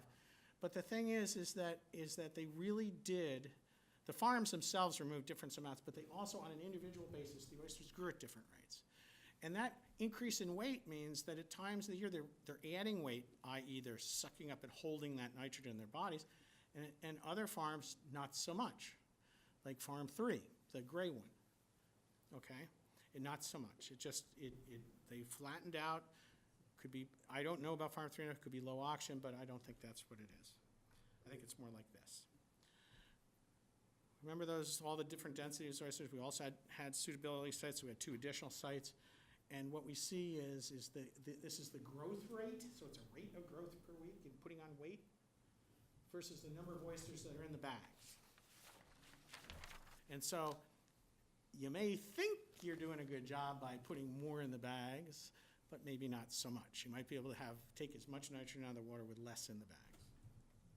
Because the growth rate, when they're not all crowded together, is bigger. There isn't as much for them each to eat. Yeah, well, they interfere with each other. Yeah. Yeah. And it's like a reef, it's a big problem because some are sucking the water before the other guys get it and all of that. Okay, that's my simple view of the thing, my simple view. But the thing is, it's known, this isn't a brand new thing, but when you're talking about Bourne's Pond and putting in oysters for some sort of potential remediation, I'm not saying you should do it or not do it, I'm just saying if you were gonna do it, you might wanna know what the optimal density per bag would be to maximize your removal per dollar spent, because every oyster costs money. So that's the kind of data that we need to do that kind of stuff. And all of that, as I said, is from Bourne's Pond. And it's in the interest of the commercial growers to do that because they want big oysters? Well, they only care, actually, I think they get an oyster that they can sell, and some of these, as long as they grow up to sellable rates, but it's in the interest of, it should be in their interest, but I don't know their economics. Yeah, Brian, on your other graph on that page, there's basically no effect on height. Right. On oyster height. That's And right. of course, you've got a 3-inch standard to market. Yeah. You may have the skinniest, wimpiest oyster Yeah, in the the world. skinniest, thinnest, which lightest. is, if you grow them piled together, they'll get just as long as the ones that are spread out in the bag. At least that's what this data says to Yeah, me. and that is what the data And says, if and you're we've trying seen to it. market it, that's what you want to do. Because all you want to do is get it to a harvestable length. Big Not a harvestable weight, but that means you're not removing much nitrogen when you move those to market. And we have seen this before in other, that's not Yeah. a brand new thing, but it's brand new for your town, yeah. Yeah, thanks, through Eric first. I have a number of questions I'll bring up later, but in terms of recent things, where you're talking about the nitrogen removal of 41.5 and 10.6 and 5.0 kilograms That was per farm, per farm, but the farms were different numbers, yeah. huge number difference. Yeah, I mean, like, but we also looked at growth per oyster. And the amount of nitrogen in the different oysters wasn't that different. well, on that point, because when you go, you don't have a table of this, but when you go dig through the paragraph, you have the oyster height, which is the length, okay, not the, it's standing Yeah, them up you on can the argue edge. that one Right, forever. Okay, they go from like 72.7 millimeters in farm Right. 1 to 77.3 to 72.5. So there's millimeters in terms of length, okay? So that's about 3 inches roughly. But the weight Yeah, the weight per goes crazy. oyster was 47.3 grams to 39 Yeah, to 28.4. yeah. And so you've got these skinny oysters Right. in one end of it and the other. So it is curious, except that also correlates to the density Yeah. increase. I mean, it's just, was very clear with density, and height, though, is tough. We just think that's, for selling it, it's a valuable metric. You need to know they made it to sellable length, height. Right. I'm the new guy, I think length, the old guys think height. Right. But weight is what we want for nitrogen removal, right? So, So I know, I was just curious that It is, that yeah, they no, it's grew fun. long but not Right. thick. yeah. Yeah, they Or look like cupped, they look or like a cupped. jackknife. Yeah. Okay, Okay, those are Um, for now. Okay. Oh, okay, so other lessons learned were that the high oyster density per bag can reduce the nitrogen removal per oyster. That makes sense, you cram them together, they grow as much fine. The density of bags, not per bag, the number of bags that you cram into per meter, per 100 square meters, increases the biodeposition under those bags. If you have 100 bags in 100 square meters, or if you have 200 bags in 100 square meters, it makes a big difference. And that can lead, and we've found, not so much in this study because there's low DO here, but we found in other studies that you start getting low DO at the bottom. So the concept of cramming things as tightly together because of regulatory or aesthetic issues with communities, you might be biting yourself in the butt, and we need to spread them enough so that you're not creating a negative impact on the environment, which has been seen in the Chesapeake and other places, that you're finding that sweet balance between how close can you get them together without taking away some of the benefits. That's all that is, a statement, but it's a real thing. We've seen it in other estuaries, and other researchers have seen it. Okay, suspended oyster culture, that's what SOC stands for. In low DO areas really is not a good thing because the low DO is already messing up your denitrification, so you're basically shooting yourself in the foot. Because if the biodeposits go into low DO areas, they'll still remineralize the ammonia, but they won't be nitrified, and the ammonia will just come out.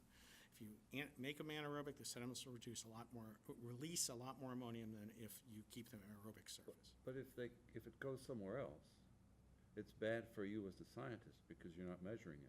No, But it's doesn't bad it for do the environment. estuary that's not- Oh, it doesn't No. land in the ground, in the bottom somewhere else. No, and do no, the same thing. if you release more ammonium off the bottom, you're gonna have more phytoplankton. Right, but that's That's the problem. not a problem necessarily. If you look at it from an evolutionary viewpoint. I'm okay, looking at it from DEP sitting up in Lake. I know, but I'm looking at it in terms of what's in the animal, basically, Yeah. at this point. But if you look at it from an evolutionary viewpoint and what's happening, if that's the case, ammonium is generally understood, although it's like the nitrogen cycle, nothing is perfectly understood. But phytoplankton tend to prefer ammonium over nitrate. Yeah, it's more energy So they efficient. could be that if this condition is created, such as in an oyster reef, not so much in the suspended things with all the stuff building up around them, Mhm. they may be generating more ammonia, which means more phytoplankton, which means they're more food, so Yeah, they can be they're happy. farmers, But, basically. but They're to meet a cons- TMDL, we're not happy. right, the TMDL is more, depends on the uptake in through all the channels, including growth. So, but the variability is what's interesting, is that denitrification in this case, although, as Steve pointed out, those sediments move down a ways, and maybe they're sitting there denitrifying happily. If the sediments move, did I Well, misunderstand you? He expressed it better than I Yeah, did. if the sediments are eroded and moved down, that may or may not be any kind of problem to the environment. That may Exactly. actually be a benefit to the environment. Maybe not, but there's no knee-jerk, yeah, that's bad, but you can't measure it. The thing is, you do want to put enough, you want to enhance denitrification, you want to increase it, and in an area, and I don't know if there's a limit, if you just increase the biodeposition or the deposition by 1%, if that really has any effect on denitrification, because it doesn't get all the nitrogen. If you increase it by double, then maybe you start, we don't know when denitrification enhancement clicks on. That's what I'm trying to say. So how much do you have to put on before it starts increasing in a big way? But theoretically, no. It just moves to another site, and theoretically, same proportion is denitrified. So Okay. Brian, if we could move the pseudofeces somewhere else due to current flow, Yeah. then there should be presumably enough oxygen there that you can transform the ammonium To to nitrate. nitrate Yeah. and move things forward. So, And that would be okay. I mean, that's right, what that's what I'm, Steve's getting saying, back I on think, Steve's and thing. yeah, that's I okay. think that would be okay. The other thing I'm thinking about is fitting each bag with something like, you used the word before, depends. Put some depends under each bag. You have to say No, depends. that Equivalent. would be correct. And process the nitrogen. Well, our thing, what we have is there's, yes. Okay, simple answer is yes. The Brian answer is, well, it depends how you do it, because if you don't do it right, all you're gonna do, you can actually cause problems for the oysters themselves.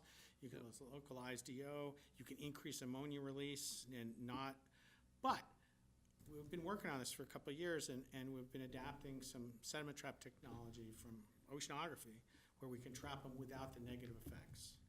And that's where we're at right now. That's just the status of our field right now for that. But we'll be testing it out and to see, because if we can do that, you're really in great shape to be able to remove stuff. And then you say, well, what do you do with it in the end? Well, you dewater it, you put it with a compost, you put it on whatever. It's just you have an organic waste, and it's not a big volume. I was trying to think of some sort of culture thing where you'd have some selective deposit feeders, because they can thrive on. Oh, yeah, no, the old ancient John Ryther ESL Right, thing. yeah, 40 years ago. I'm with you. No, And but that's still a ESL. valid thing. I Right. mean, So- but that's, what to do with it is a lot easier problem than getting it. Right, and I was trying to think how you could get it practically. Well, one thing is this sort of integrated marine aquaculture, where in China, they actually grow sea cucumbers under the fish cages. Yeah. Yeah. And therefore, they're gobbling up, because that's a lot of high nitrogen input for Yeah. fish, basically. And so you get this kind of stirring as well as consumption going No, on. I mean, we're into that, multi-species In culture, addition that's to fine. the oysters around. Our problem right now is just to make sure that if you go the biodeposit collection route, that you do no harm. And I think we finally have a way to do no harm, but now we have to do some field deployments to see if you can do some good, all right, with it. All right, and then we already talked about the low DO areas and putting in too much. Deployment over high-velocity sites can cause resuspension scour. You notice I didn't say that was a bad thing. I just said that's what can happen. And then spring and late season sediment nitrogen rate. I'm really excited about this. I'm excited about the biodeposit stuff too, but we've already, I think, cracked that technology, so I start turning that over to other people. I'm not quite as interested once it seems to be solved. But this temporal change in the nitrogen cycle that would lower the nitrogen throughout the estuary during summer critical habitat health period, and release it later in the year or even next spring. A lot is stored over winter and is released in the spring, but early spring, like early April, when it doesn't have the same damaging effect on the environment. And we're seeing that. I mean, we have data to support that. We haven't done it in the way that you need to do it to put a stake in its heart, but we have enough data to say, yeah, most people would be satisfied with the data we have. We're just not. I mean, we want to have that graph that everybody says, oh, yeah, we don't have But that yet. even if you release it as early as, say, September, the water's still warm, but the sun's as low as it is in March. So you don't have the sunlight to trigger the phytoplankton growth. So you have the warm temperature, so your microbial metabolic rates would be high. Yeah. And that pulse of nitrogen, even as early as September, but into October, would have minimal impact on quality, I'm guessing. Well, we tend to see things shut down around the first week of October. Yeah. Things are really shut down. Yeah. And so we're not worried anything in October, and they don't come out usually till mid-October and in some sites in November. Yeah. So they're still putting it out. We have gone a few times, and we're going to be doing it not in Falmouth, but we're going to do it this April. We're going to do another run. Sites that had oysters, harvested. Let's look at them the following April and see if there's still a lot. The last time we do a huge amount of denitrification because it's oxygen in the water column's like at 8 or 9 milligrams per liter, and it just bang. And that's the kind of thing that we need. We don't have much of that data. I'm telling you stuff that's like you can't take to the bank yet, but we need to get more of that kind of information because that's where the big bang is. Yeah, on that point, in looking at the data, I mean, you made a comment in the report that said the oyster growth slowed down in August. Only in 2 of the sites, I think. In only 2 of the sites, yeah. In that regard, though, there are a couple of factors. One, it's warmer water, higher respiration. Yep. And therefore, lower oxygen could be Yep. affecting them. In addition to that, the days are getting shorter. Yep. So as you go along, there's like 3 things happening that could be having them clam up more sooner than whatever because of the low DO. Wouldn't that be cultural appropriation? They clammed up. Yeah, oysters clam up. The oyster up. They do. They clammed up in Little Pond that year. There was no oxygen. I am at a university. All right, I'm almost done. All right, so next steps, I think this might be the last line, even, that to do this stuff in a plan, I don't think that we have good scaling numbers yet. How many do you really need in a system? You know, how do you determine the water quality improvements that you can expect to get? I think we know roughly how to do that, but I think those scaling experiments still need to be done. I don't think it's going to be a lot of data collection, but I think that people have to do some scaling work to do that. And then in the design side, it's really, you know, field biodeposition rates and associated denitrification and regeneration at different culture densities. We're sort of feeling comfortable that we sort of have a good handle on that, what's too much and what's not enough. So that's sort of okay. Relative to the TMDL, then we're getting into this temporal lag between the time when you biofilter it out in July and August, and you regenerate it, goes to the bottom, you regenerate it later to the water column. But really, the TMDLs are written for July and August. That's the critical thing you have to know. They're written for July and August. And then nitrogen removal by deposit capture and removal, that's something we don't know. That's in there as something that's coming. It's some new thing. It's like a new IA system kind of concept. We don't know yet, but we have this. We want to test it and see if it works. That's how you think about that. And then I think I'm done. No, I'm not, almost. Okay, for Bourne's Pond, we actually sat down and said, what are you going to do in Bourne's Pond? You could do any of the early ones that I just said just a second ago. But also we have this, if you're going to do rotational culture in any system, and I've heard it mentioned that might be in Bourne's Pond, it would be good to know what happens the spring after you've removed them. Are you still getting residual effect? We think you are, but we don't know for sure. We've only done a couple times in one system up Cape. But if that's the case, you're losing your benefit.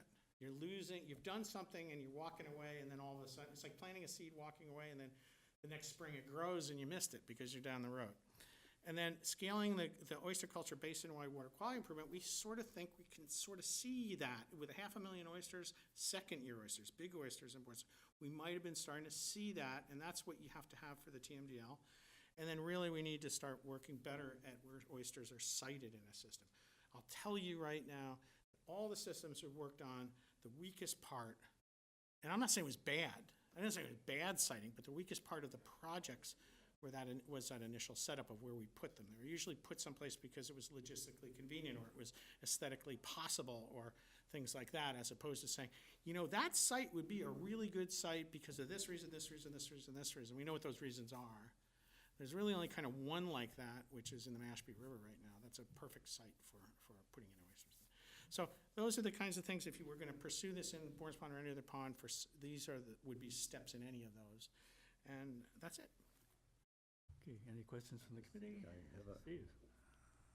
In the early part of your talk, right after you talked about the chlorophyll removal, Mhm. you're talking about the far field nitrogen removal, and you could just barely see an effect because of the signal to noise problem, And which I totally understand. signal to noise, yeah. But did you do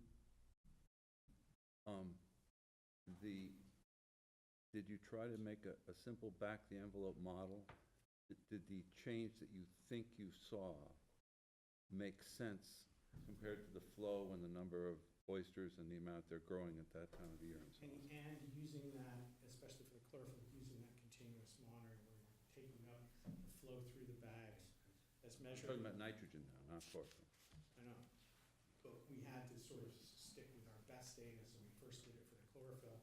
That was sort of like our calibration, and we could sort of say, well, okay, if nitrogen operated the same way, how would that? But we didn't use nitrogen, we used chlorophyll.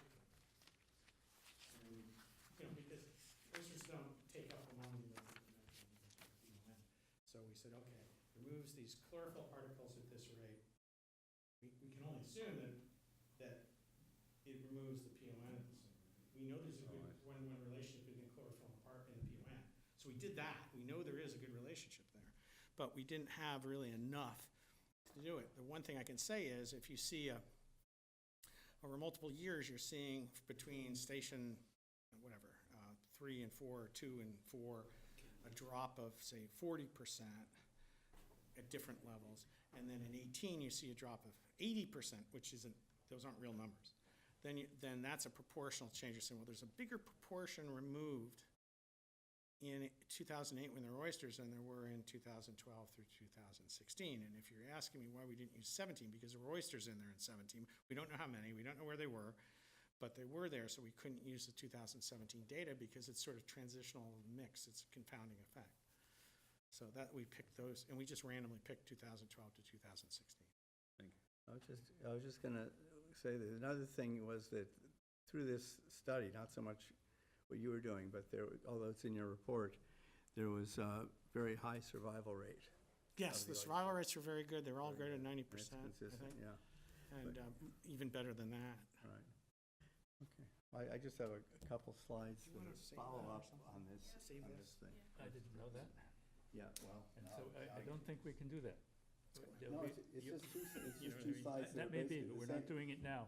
Well, what? We're not doing it Just now. gonna- Okay, then let me, I'll talk you through that. No, I'll talk you you through it. can It's speak part if of you this- want, but you know what? No, There's an agenda here, and. I know, your let's slides- stay to the agenda, That's my- no, I and just I'll was talk making it sure through, that- just that it would that's be it. clear That's if it wasn't, Yep, if, with a couple, with the two slides Yeah, coming that's up. all, that's what it is. But, because Brian, you made a comment about that the TMDLs are basically targeted for the summer months. Yeah, it's sort of, that goes, the baseline data for those really is sort of mid-June to mid-September, Right. but most of it really is focused on July and August. Okay, so in that, in looking at the aquaculture, as opposed to sewers Correct. or IA systems, or even PRBs, only really functions effectively, except for what you're saying, the residual that may be coming up in the spring. But so I did, basically using the data you provided, I did some calculations that were were quite interesting, in the sense that in just looking at the nitrogen uptake by the animals, without the other channels of removal. Okay, so going through that, what it came down to, based on the survival rates and the numbers of oysters that were done from this Bourne Pond experience, we were getting about 430 kilograms of nitrogen assimilated into the animals, okay, per acre. Oh, okay, Projected okay, out. okay. Okay, 430 kilograms per acre. So, so with that, with that quantity then, and then looking at what the Department of DMES, of Marine Environmental Services, plans, and the results from the county studies as well, that I can sort of project from what the DMES has found for appropriate areas for oyster culture. And then I cut that in half, assuming of rotation, and then assuming only 75% was for grow out. Okay, so that was basically what what Chuck has come up with. 25% is nursery, 75% for grow out. So if we work with that formula, we end up with, for Bourne's Pond, they found a total of 16 acres that were appropriate. Now, from what you're saying, that may change, okay? But from what they had before, it was about 16 acres. So assume 8 acres, and then you're down to 6 acres, basically. Well, 75% of 8 is 6. So 6, this is simple math. 6 times 430 is about 2,500 kilograms of nitrogen. Which Now, is getting pretty close to what you have to remove. Well, it's actually more, it should be more, because there's 4,000 is the target for the whole thing. Inlet widening Yeah, is but supposed to if you deal with. inlet, you didn't say you inlet widened yet. Inlet widening, no, with inlet widening, half of it is supposed to be gone. Right. But if we, now here's the question about the seasonal TMDL, which is what I've started calling it a while ago. Oh, don't do But like from May, Don't make me really far. 5 months of meeting the Mhm. TMDL from mid-May to mid-October. So that's about 5/12 of 4,000, which is 1,667. Well, okay, 1,700. So actually, the oysters in the identified areas could remedy the seasonal problem in the pond, because they have the capacity, just in growth, of taking out, let's say, 2,500 kilograms And the target would really be 1,700, so we could actually overdo it. But the point is that that's just growth, just what goes in the animals from the results from the study you did.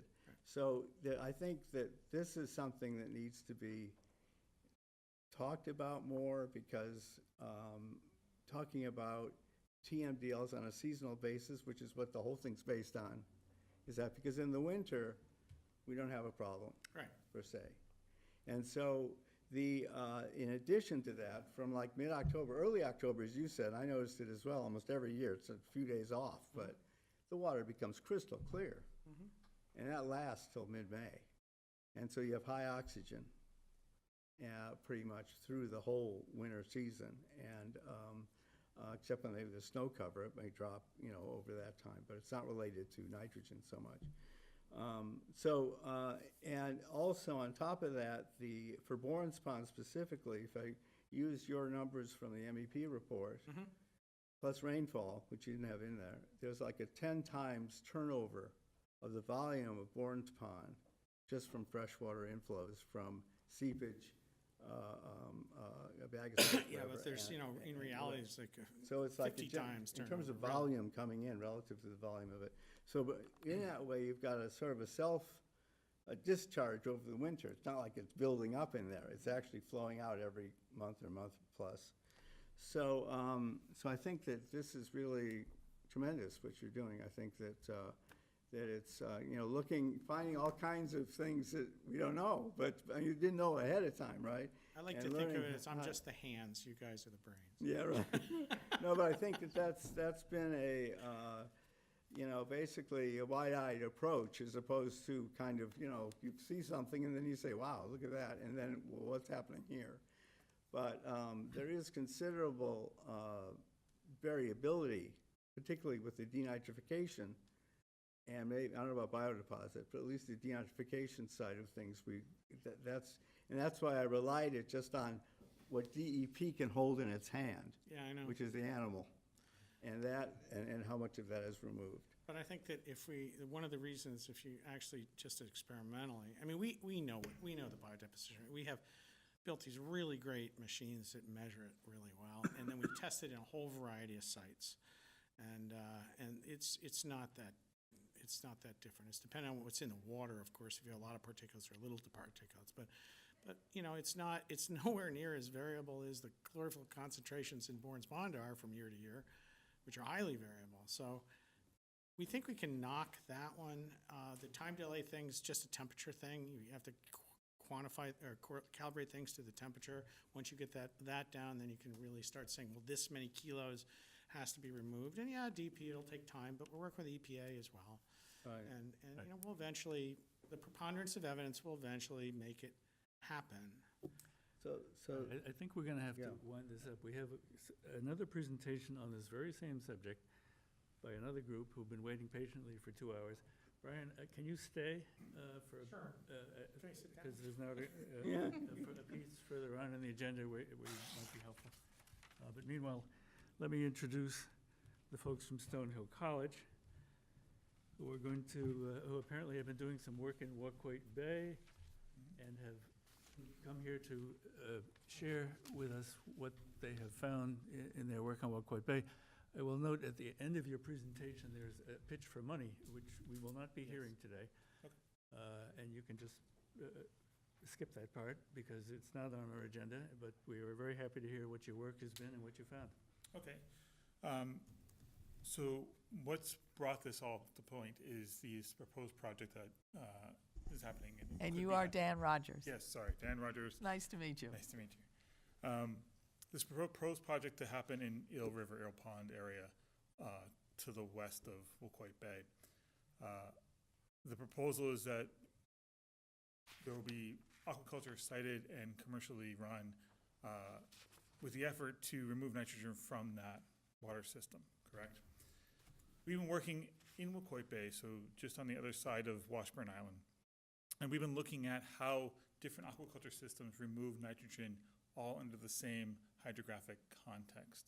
And so the big money ask was to pilot preliminary data so we have a baseline system to go for this. And the reason we were going to ask for that is because of the time period that was happening. It's too fast, it's happening too fast for us We to get get that, thorough but we funding. can't talk about it today. Okay, yep. So, after Professor Howe's talk, I can skip a lot of stuff about what oysters do in the ecosystem, and I'll just get straight to what we've seen and what quite. So we started doing this a number of years ago in 2016 in Little Pond, looking at first year and second year oyster outgrow, and looking at what happens in the sediments underneath these oysters. And what we've seen in both Little Pond and Wacoit, we've seen that we do stimulate denitrification, and we can quantify how much that happens. There we go. So what we have up here is nitrogen removal from the sediments. We've quantified this a number of different ways. We've done incubation type systems where we take sediments, put them in bottles, and we measure nitrogen evolving out of the bottles over time. We also do flux chamber measurements where we cap the sediments and we measure in real time what the oxygen drawdown is and what the nitrogen removal rates are, what nitrogen is coming out of the sediments into the overlying water column. And what we see is that if we compare to control sites nearby that are not under the influence of the oysters, we see somewhere around a 2 to 4-fold increase in denitrification rate. So if we quantify this out and we average it across the growing season that they're out there, we get about 9 grams of nitrogen per meter squared per day coming out. If we equate that to the entire growing season, that's something like 18 kilograms of nitrogen per meter squared per site. Okay? So we're seeing a significant increase in nitrogen removal rates. So if we jump to Wacoit, because that's what we really want to talk about, what we've done in Wacoit is we've sort of changed our question, not how much nitrogen is coming out, but how do different systems equate to nitrogen removal. And so what we've done is we went to one of the shellfish supply houses and we simply asked the question, what are the 3 most common methods for growing shellfish in these waters? And we were told we sell a lot of floating bags. We sell a system called a oyster grow system, which is a cage that's suspended from the top of the water column down in Wacoit that happens to be about mid-water height. And then we sell a lot of bottom cages. And so what we're really looking at is putting oysters closer and closer and closer to the sediments. And as we move the oysters closer and closer to the sediments, that export of particulate matter to the sediments that Professor House was talking about becomes more efficient. Okay? We should be maximally efficient with bottom cages because the oysters are sitting on the bottom, less efficient with floating baths because you're going to get this halo effect of washing things back and forth with the tides. If concentration matters, it's more focused if you get down. If you're trying to use it like a silk screen, you get a well-defined pattern. Yes. But if you don't care where it is in the estuary, then it doesn't matter, right? Just like we were talking with Brian. Total impact to the sediments will matter because you're going to remove some nitrogen in the water column as it falls down. Right, so you're going to have some remineralization there as well. So we've been working with our advisory group, which includes DEP and DMF, Cape Cod Commission, some others, in trying to build this mass balance model. So it's kind of like an accounting system for looking at how nitrogen moves through the system. And the way you do this is you measure nitrogen at every point in the system, in the oysters, in the phytoplankton, in the water column, in the sediments, and coming out in the gas. And you simply balance your checkbook. So we can try and close the mass on this system. And DEP's been very excited about this because this is the sort of science they want to see to start figuring out how they're going to regulate this, how they're going to write the laws. And their big complaint is that we don't have enough years of data yet. They want to see at least 3 years of data. The way we were funded for this particular problem, it was a 2-year study. It's still ongoing. We have 1 year of data in. So if we just look across the growing season, and I didn't bring the outside data with me, but across the growing season, what we have in this figure here is nitrogen removal rates starting in June, July, and August. The large yellow bar is the bottom cage systems. The greenish bar is the oyster grow system, the midwater system, and the orange bar is the floating bag systems. The blue bars are control sediments nearby. So what we're showing here is that in June, when everything's just sort of getting ramped up, temperatures are still increasing in the bay, there's really not much of a difference between any of them. And then as we go forward in the season, we see more and more nitrogen removal, all substantially more than the control sediments. And if we amortize this over to a amount of kilograms of nitrogen removed, and I scale this up to what we're proposing to do in Eel Pond, you can see that the floating bag system, which is what you put in Eel Pond, could remove something around 90 kilograms of nitrogen per site. There's going to be 3 sites in Eel Pond. This assumes that the sediments in Eel Pond look like the sediments at the head of the bay, which they don't. Eel Pond is a deeper water system, so we're going to get less nitrogen impacting the bottom. Its sediment characteristics, from what I'm told, is a finer grained, less aerobic system, which is going to limit denitrification a little bit because it's going to limit the nitrification system going on. So we can't directly extrapolate this 90 kilograms over there, but this is a ballpark of what we might be able to expect.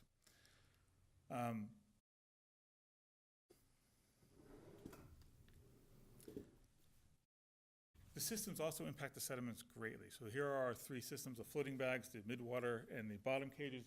And what you're looking at on this blue graph, this is oxygen tensions in our flux chambers.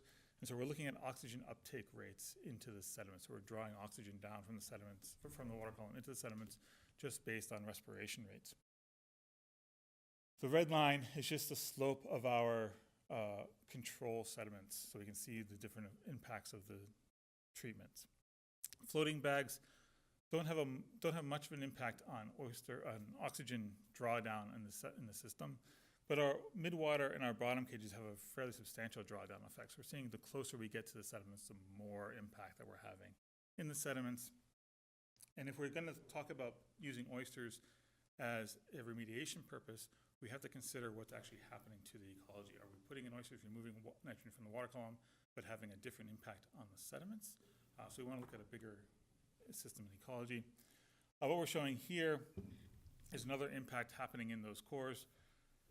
The blue circles are nitrate concentrations being drawn down. That's what we wanted to see if we're removing nitrogen from the system. But what we actually are seeing, and Brian alluded to this, is these orange circles are ammonium levels increasing in those sediments. And so that's not burial, that's just changing the form of the nitrate from an organic nitrate to ammonium, which will then reflux from the sediments at some later time. These are the sort of impacts that we want to consider if we're going to use oysters for remediation purposes. So with that, I will leave it there. Okay, thank you. Comments or questions? Ron? Yeah, thanks, Eric. In looking at this 28 grams of nitrogen per day for 5,000 square feet, if you multiply that times 365, you end up with about 10 kilograms per year for that amount, for that at that rate. So it's, I don't know where the 90 came from, but It's scaling up to the size of the site. Oh, a bigger site, more than 5,000. So there's 3 sites I proposed for Eel Pond. Each site's about 2,000 square meters. 2,000 square meters, okay. So on that, in looking at it on a per acre basis to correlate it to the aquaculture side and the nitrogen uptake, if you look at it on a per acre basis, it's somewhere like, depending if it's 150 or 200 days a year, I assume 150 days of active denitrification when the water's warm enough, but maybe it's 200. But that would be somewhere between 36 to 44 kilograms per year per acre through denitrification, which is about 10% of what goes into growth based on the results from Bourne's Pond, at least last year. Right. So that 10% gain is 10%, which is something, for sure. But when you look at it relative to how much negotiating we would have to do with DEP to get them to accept that fraction, as opposed to saying, okay, we got the animals, and the animals do this. But I'm just trying to look at it in that perspective from the regulatory thing. I mean, 10% is 10%, but still the sweat, blood, and tears that may go into getting wedged into a program is something at that rate. Now, there may be higher rates. I don't know, Brian, I think you had even up in Lonnie's Pond, you had almost 50% more per oyster, right, through denitrification. So that was that's a bigger deal. That's 215 kilograms. Yeah, I haven't seen that high of a rate. From Little Ponds, Quoit, and Right. what we've done in Wellfleet, we're seeing somewhere in like the 7 to 20% range. Right. Oh, that's fine. Just trying to put it in perspective from how No, we, no. ultimately, it'll probably be accepted, The something lion- like that. The lion's share of the nitrogen is in the tissue, Yeah. right? No Right. one's Or it could arguing, be. no one's arguing that. What I am offering is that the ecological stewardship, you need to be able to say that you haven't drastically altered this ecosystem to something other than what it was before, something worse than what it was before. Imagine you put these oysters over an eelgrass bed, right?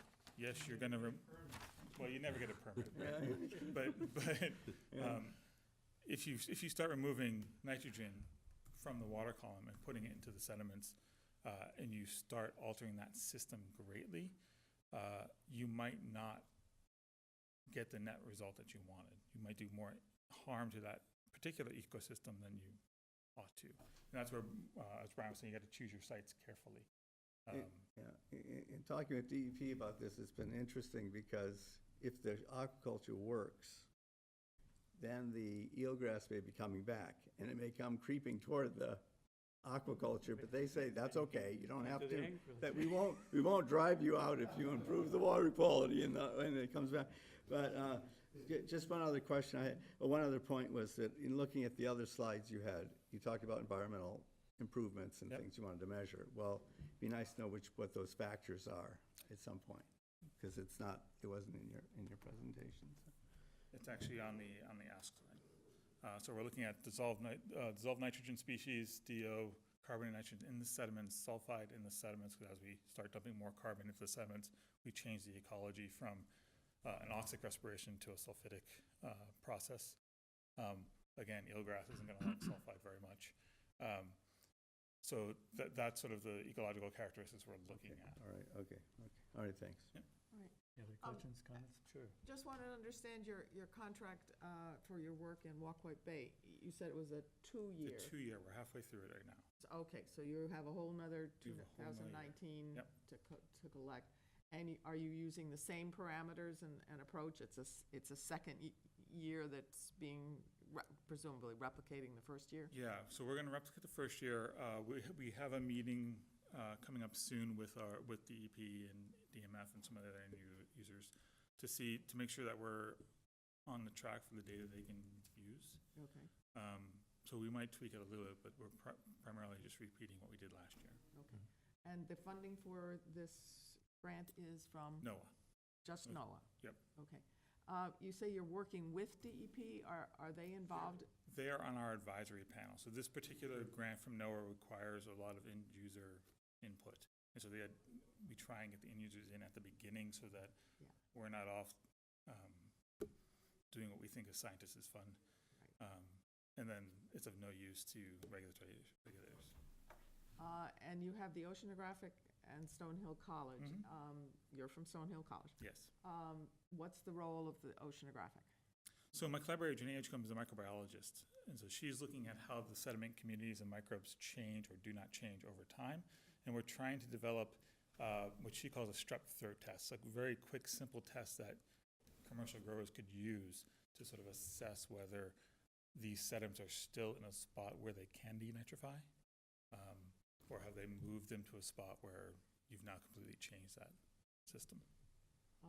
How many sampling stations do you have in Wacoit Bay? We have 3 different setups. We sample those setups plus the control site every 2 weeks from June through October. You outlined the 3 different types of gear. Yep. But you only have one site for each type of For gear. each type of gear, yes. No replicates? No. Okay, thank you. Any other comments or questions from the committee? Yes, thank you. Any comments or questions from the non-committee out here? All right, well, thank you. Thank you. Thank you very We appreciate much. it very much. We're all learning more about oyster feces today than we ever imagined we would want to know. But we're not done yet. So, next item on the agenda is Town Meeting Warrant Article 31, presented by Mr. Zweig. The Finance Committee has asked us to opine on what kind of recommendation they should make to the town meeting on Mr. Zweig's article. I will give you a little legislative history. This was first initiated in April of 2016 town meeting, when an article very similar to this one, it was a request for $150,000 for essentially this purpose. It was voted down at that time, and it came back in the November town meeting. In the original version, it asked for a 3-year program. When it came back in November of 2016, it asked for a 2-year program. In the Finance Committee's recommendation and explanation, they said they were willing to fund $75,000 for a 1-year program for $75,000, and that one passed by a voice vote in the blanket article. So what we have in front of us this year for our consideration to advise the Finance Committee is what you see on the screen there. Mr. Zweig is obviously the proponent of this, and you'd certainly be welcome to speak on it. Yes, thanks, Eric. In learning about the working with town meeting and the finance committee and lessons learned, and looking at, because I started out from the viewpoint of DEP's requirement, which was that we have like 3 years of data to show that so we could sort of document and reaffirm our findings from year to year.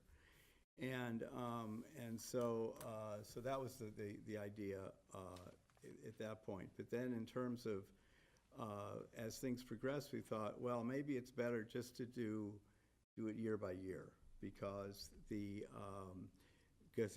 it turned out that the work that was done, let's say in 2018, as it turned out, because of the delay, that if that didn't show anything promising or good or useful results, then maybe we would stop at that point.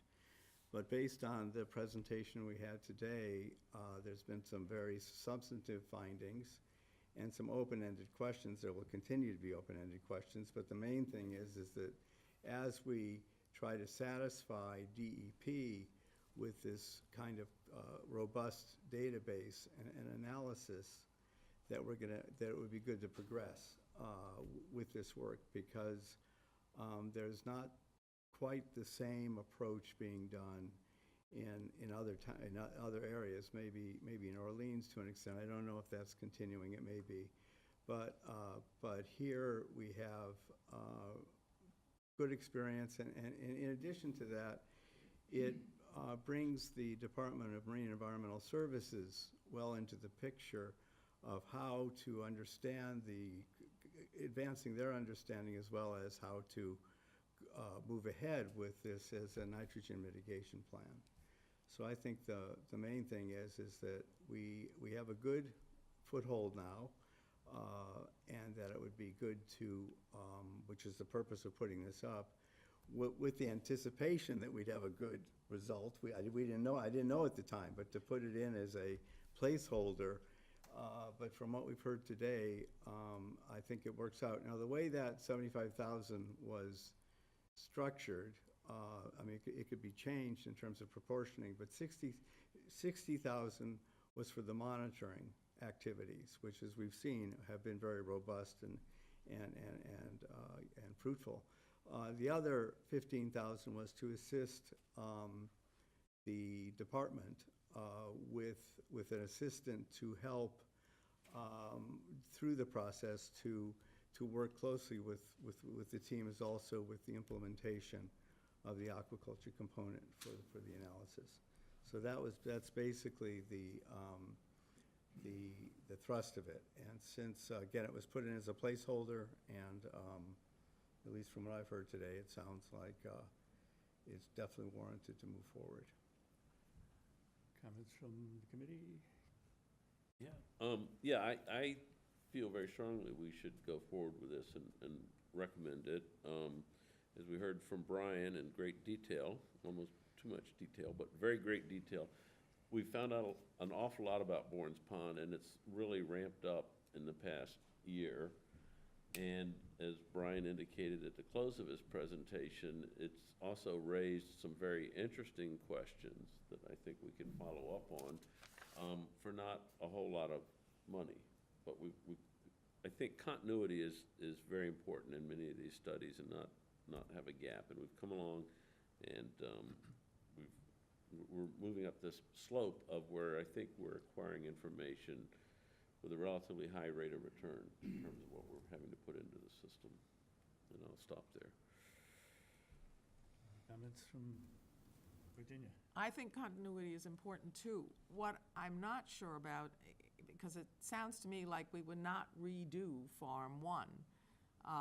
And, Yep. and so Mr. Chairman, I'd really like some input from Brian. What do you think are the useful questions that would be pursued this year, and what would be the price tag with that? Because in a sense, the 75,000 was just a pick number, Yep. or half of what 150 was a couple of years ago. Well, it's what we So- used, it's what we used, it's what was used last year. Yeah, we Yes, get, yes, we get that. So okay. we're Right, asking. but I it think doesn't look to me like we'll be doing this year what we did last year. Her It's- question is what we do to next year, Yeah, since. it's almost like, what's your Would you scope of mind, yeah. work? This is when I start coughing. Yeah, no, I think that we wouldn't do the same thing, and we certainly wouldn't do it in the same spot. We'd like to have a spot that's sort of picked for the study. And what would we do? We don't think that we would be looking at 500,000 oysters. I think that, money's tight, and we would try to reduce it down. I think talking to Chuck, which I have done prior to this a couple times, it's not clear that he has sufficient stock to be able to do a big deployment, but we'd have to have sort of modest deployment, big enough that we could have some effect on the sediments, a couple hundred bags, maybe 300 bags, instead of the 1,000 or whatever, and, or more than 1,000, actually. And, but we'd mainly be trying to look at this delay, to quantify that delay, which should be a tractable problem to do quickly, not a 3-year, 10-year study, but that's something we have data on already, and now we would try to polish that and get the real number for the delay of nitrogen release to hit the TMDL, the summer TMDL, as Ron says. And then the other thing would be to, we wouldn't charge you for this, we would want to use that site, I'm just letting you know, we do stuff on the site all the time, to try some of these biodeposit traps, not our scientific collecting deposits, but the traps to collect to see if you could remove them. We would try that just because the site would be there, we could use that. And we'd still do the denitrification work in this new site. And we would probably try to quantify better Steve's question about, well, okay, how much nitrogen, TN, is removed really quantitatively, which is a little bit more detailed than we had funds for last year, but now we have, for another project, we purchased the instrumentation to be able to actually do that number. We didn't have it before, now we have it. We got it late last year from a different project, and we're now be able to do real flow measurements with that TN reduction, just like we have the chlorophyll. We'd do that again. So you get a TN reduction, a real TN reduction, not just a chlorophyll to TN, and we'd have real flow measurements. So Brian, two timing points. Suppose town meeting voted the money. How soon could you have boots in the water? Oh, but we're in the water all the time. So Huh? We're in the water all the time. We're I know, gearing up. the reason I'm This thinking summer. is, again, it would be great to go cool weather to cool weather. Yes, over we the- would like to capture last year, maybe. Right. And then the other thing is I'm not familiar with this, but we have to go before Concom to have a sizable array out there. It would be a smaller footprint than last year. I don't think that Okay, a huge, I don't think you have enough money to really quantify. If you had 1 million oysters or 500,000 oysters, use them, well, that's happy, but I'm not sure that And the rest the of your town could question mobilize is, that right now. smaller number of oysters. At- What was how at long what- it would take? At what site? Right, that's what A- I'm saying, is A we got site to, yet to be determined? Well, it could be maybe at farm That's site the too, permitting but we issue, would right? have to, we're gonna go Yeah. out and really look at all the data for site selection. Like I said, we have suitability sites too, and so Right. we can look at that. It's just that site one, for multiple reasons, was problematic. Site 2 and 3 were problematic. If they were off a little bit from shore, they were fine. yeah. It's just that they were squeezed right up against the bank, and that's just very difficult because you have all these confounding circulation problems. And we're trying to come up with clean data. But we just need a patch of oysters to Yeah, well, my answer some of these concern questions. is, and Concom's gonna wanna know, you know, within the fraction of a meter, where it's gonna be, how big it's gonna be, and what the immediate conditions are Yeah, but on that's either not, side of it, and all of that takes time, and that's what I said I would love let's to. put it this way. Your answer to Boots in the Water was that although we didn't have funding for this year, we were worried that we might have funding for this year. And yeah, I said that the way I meant it. So we had to prepare to Yeah. make sure that if you guys wanted something, we had to be ready to go. Yeah. And part of that's from discussions actually with you, Virginia, where we said, well, you know, we don't know what's gonna happen, but maybe something could happen, maybe it wouldn't. And so I can't stand here and say, yeah, do it, and then we can't perform. See the problem?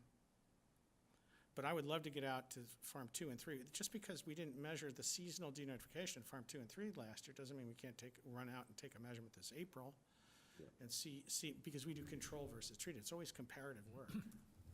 So we can do that, and we'll also get you some data from some other towns as well. But I'm not pushing a project, right? I feel a little uncomfortable right now. I don't usually come and say, this is what you ought to do. It's not me, you know? But we certainly, 75,000, you said take away 15, 60 is more than we'd need. You're saying 60 is more than enough? More than we would need. More than you would. So I'm gonna move the committee recommend funding for this. But is 50 a number that you need? No, 50 would be good. We might be able to squeak in some stuff for 40. 60 would be fat. We're happy to bid, careful. we're happy to bid you down here. This is town But I'm money. not, when have I tried to make a profit? You know, that's my We- big we flaw. understand That's why I that. have gray hair. Yeah, Okay. we understand. But, you know, I mean, you're the guy who's sort of designing this on the fly. We But I will understand. tell you that 60 is plenty, and we could write a scope up, and if it's less, or if we don't use the money, we can write that in the contract. Well, not using the money is not what the town selectmen want to hear, but No. No, we then give it back. Oyster roast at the end of the summer. Oh, I've been trying to get towns to do that for years. Nobody's biting. Yeah, so anyway, I'll move that we Okay. recommend the funding. okay, and The give that's a recommendation to Finance Committee. give me an amount. In At your mo- 70, I'll in stick your with, motion. I'll stick with this 70, as presented. As you can tell, I'm not a really good salesman. No? Okay, it's been moved. Well, I'll second it, but not at 75. That, from the FinCom point of view, is a lot of funding. Right. And Take 10 off, easy. without a real scope of work, I'm Right. being very All candid. right, yes. There's a weakness in this, and they could turn it down completely. So I think if you said 60 would do it for the monitoring, so I He was would. going lower than that. Well, I know he went, he went lower than that. If you and want I'm a scope, I'll get you a The scope. problem is Okay, but I need a week. We need your best guess now, because the Right. Finance Committee is going to decide their recommendation next week. And let me address this 75 again. It was 60 for the monitoring, Right. but then we're also talking about 15,000 for a summer employee for MES, I think, is right, Ron, is what the thought in there. So what I'm So telling, we're back, make But- it 65 total, 15 for the employee in the town and 50 for us. And given Okay. the fact that we're doing oyster work all around every place, yeah. and I know what it takes to do this. Yeah. And if it's not what we did last year, which was a monster amount of data collection, we're gonna target some stuff for you guys to answer the specific questions we talked about today. So the idea here, I was amend my motion to 65,000, Okay. right? That's a new number that Okay. everybody, We have a comment Hearing. from any other committee members? Do we have a comment from Mr. Carplus?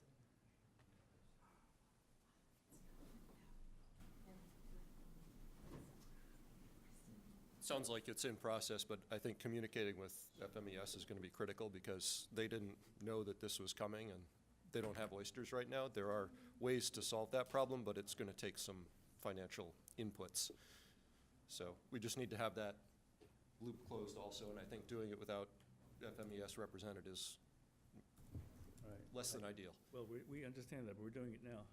But, yeah, but I actually advised MES at the time it was in January, so it's been, I haven't, I've been talking to Chuck a little bit, but he hasn't really said anything. It was, Did he mention to you the lack of oyster seed that we seem to have heard well, about? there seems to be, It's a problem that can be solved with money.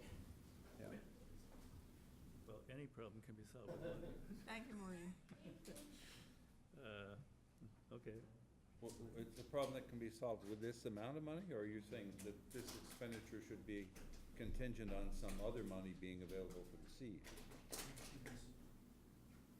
It's a difficult question if you don't know how many oysters and what size you want. So I don't know.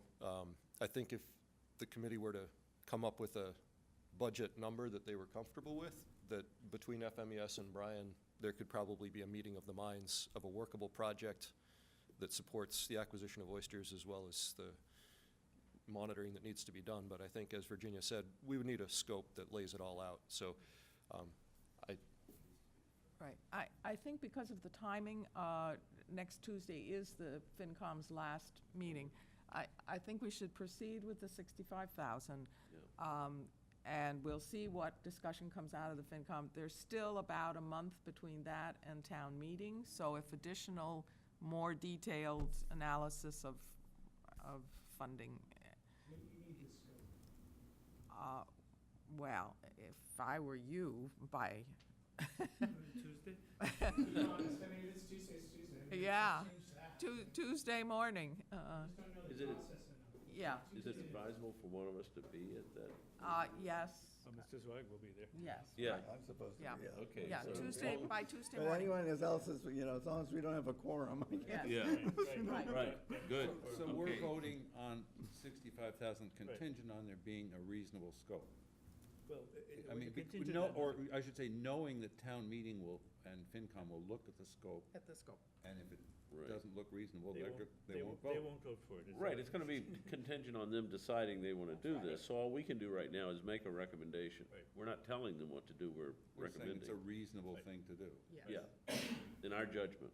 That's right, that's right. And Virginia, the scope I'm gonna give you is only for 50, right? Because 15 is for the, Is for staffing, yes. that's correct, yes, so, right. So his scope is 50, and who hires the staffing? Is it No, the ME? staffing is MES, Okay. and that's the way it was this. Yeah, no, the MES, That's right. 15 is for MES, whatever it, Okay, Yeah. so the FinCom will figure that out, or you'll tell them, so. Yeah, don't know, yeah. okay. Okay, we have a motion and a second. Any further discussion? All in favor, signify by saying aye. Aye. All right. Opposed? You guys have it. Thank you. Good, all right. Okay, we are now, no, you don't have to stick around any longer. Thank you Yeah. for Thanks, for Brian. staying with us, Brian. You guys would be sick of seeing me. Well, we were getting there. Hey, Eric? Dr. Rogers, if I had heard recently that the Eel River project, the Conservation Commission is going to require that a notice of intent be filed. And so that will considerably slow down this project actually getting in the water. My personal assessment is I'm not even sure it's going to happen in 2019. And so I just wanted to share that information with you because it's very recent. I appreciate that, it's But- gonna make a huge difference to what we do. Wait. When you got your sites, did you go through the Concom process? Okay, so you know what we're, Yes. the timeframe here. Yes, Yeah, it can take a while. right, exactly. No, that's fine, so my big pressure right now is you want oysters in the water this month, That's right. for example, this month. Yes, obviously to do baseline. I understand the, Here, I can go to NOAA, I can go to and stuff, Yeah. we can work up I think it's safe to say it's gonna be next year, just Yes. the way things are going. Right. Thank you very much. Thank you for your interest. Okay. Report of members and staff. I have some, anybody else have some? No. All right. One of mine was we got an open meeting law complaint from our friend and former colleague, Mr. Batamas, who had a number of issues he thought with the way we do things. He got a letter back from the town council saying we're doing them just fine. And he has dropped that conversation. What was the complaint? I know, Oh. Jerry, yeah, what was the Really? complaint, though? Let's see. He didn't think the topics on the agenda were sufficiently specific. He couldn't find the minutes on the website. They're there. And And I just kept saying, give me a minute. I'll find it. he thought all the documents that were to be discussed by the committee and that were sent to the committee prior to the meeting should be sent to him and others who might be interested. Oh, And Mr. Duffy reported back that okay. these are opinions, but the open meeting law doesn't require us to do anything other than what we're already doing. And we're still not posting the address. And we could never figure out how to post the timing, since we don't do the posting. Right. It goes to the town clerk, and they do the Right. posting, so how are we supposed to know what time they're posting it? So, anyway, Okay, it's an issue that so we're is, in the good. It's been resolved. it's so been okay. resolved, right. All right. Good. One that has not been resolved is that the town website has a place where someone who wants to ask the committee a question or offer an opinion can send an email and do so. Mm. Since September, those emails have not been forwarded to us. Oh, And we are in the process of trying to get the town to fix that.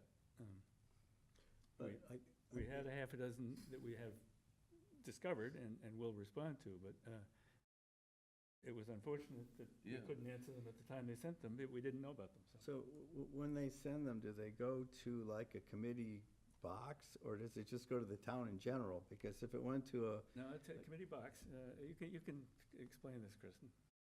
So it's a generic email address for specifically Water Quality Management Committee that several people have the password to, that was supposed to be set up to forward to Eric. right, And I believe it worked for maybe a day and then stopped and nobody knew it, so the box wasn't actively okay. going into being monitored. So no one knew there were new emails there until I acquired the password to get this transferred to up. me and said, oh. okay. Anyway, a glitch and 'Cause my unfortunate. county account also sends it to my personal account, so it goes. It's not impossible, we know, but Yeah. apparently it was So when it impossible for started working, were there a whole bunch of emails there or 0 emails? There was a dozen.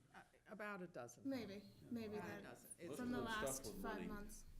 All complimentary, I'm sure. I had two from a Nigerian prince, right? No? Oh. I'll just say that the mailbox has always been collecting the emails, it just hasn't been forwarding them. Right. And we think it's some security layer that the town Right, needs to adjust. All right. Nothing was lost. Oh, no. Okay, Oyster Pond Group, working group met a couple days ago. Steve, you want to say something about that? Yesterday. We're still working on the revisions to the next chapter of the CWMP. Correct me if I'm wrong in the jargon here. And most of them are fairly arcane, and I'm not prepared to discuss any of them right now, but the progress is good. All right. The Shellfish Program, anything new? We had a good meeting, I got feedback, and I've tightened it up. We're still trying to figure out the limits. I think that for stuff that's in progress, I was gonna set a cutoff date of July 1st, but I haven't discussed that with Virginia yet to see what she thinks of it. Okay. But that was my present plan, that's what I mentioned to people before, that was my hope, that it hadn't been approved or anything. And I have tried to, as I read through the earlier thing, there were some gaps and stuff, And Eric is already getting me some stuff, and I'm hoping to find out a few more things, like this mention that the denitrification numbers from, see, I'm the new kid on the block, so I don't know what's out there, and I'm kind of like rolling over rocks at low tide, to see which wriggly things under that one, but we're getting there. It's good. I like the way it's going, and, I'm planning on including the Bourne's Pond stuff. Yes. And I was waiting for Brian's presentation today to see if it sort of jived with what I thought we should pull out of it. So that will be part of it. Right, And that part I just barely started drafting. okay.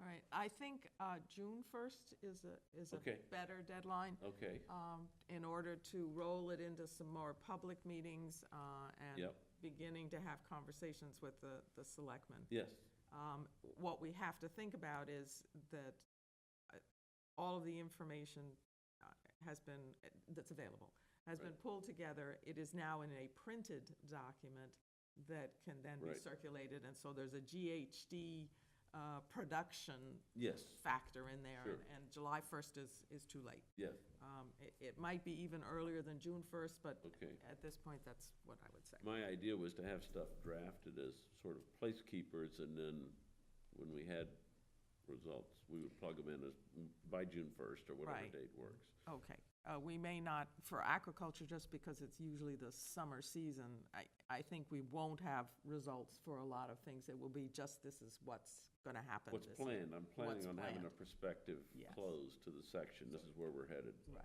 and what we Right. hope to find out. yeah. So, as Tom indicated, we did have one meeting already and Chuck was there, and Christina Lovely was there as well, which was great. But what I would suggest is that this group, because it went very well, and I think that we could keep this as not just a task-oriented group to getting the CWMP work done, but also other Ongoing. things that Yeah. could be, so we would anticipate possibly a year from now, if there's something to do with aquaculture, like what we just voted for this summer, or for other, other works that may come up, so that it's just, just not to be, so it seemed that it was mostly task-specific when we thought of it, but it When we could be thought of that, it, yeah. Right. it could be that we would just use And it it's a for- fairly compatible group, there was Yeah, no, it's good. minimal yelling. Yeah. I'm glad to hear that. Can I segue from his? Yes.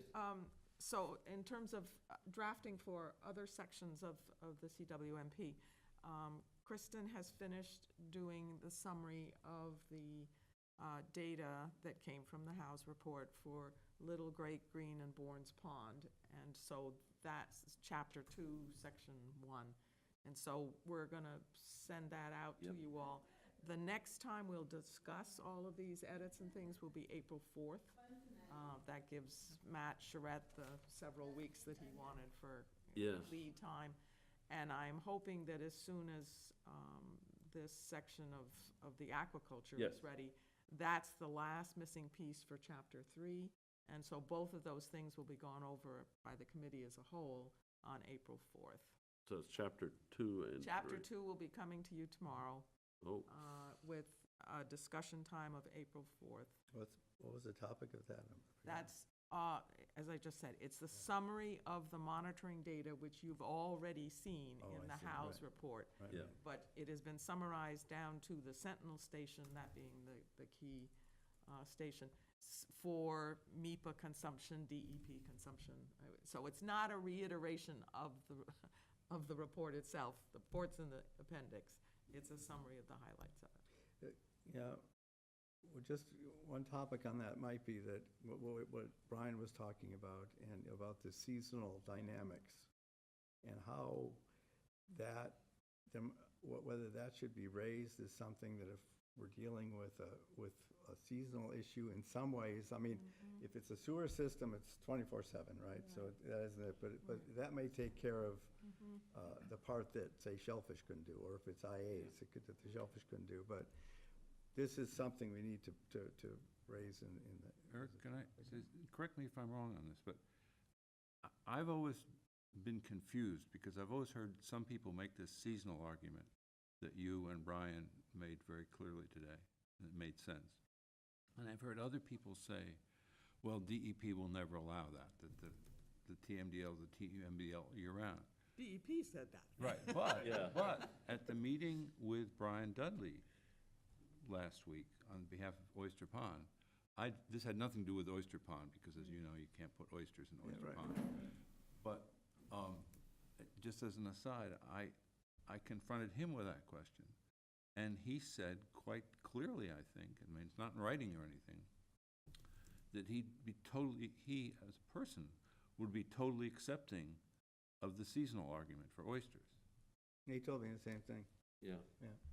Because a kilogram of Which is nitrogen in huge. July I mean, is a totally different animal We than one in know the December. argument, we've heard it for a number of years, and we've always heard they didn't buy it, no.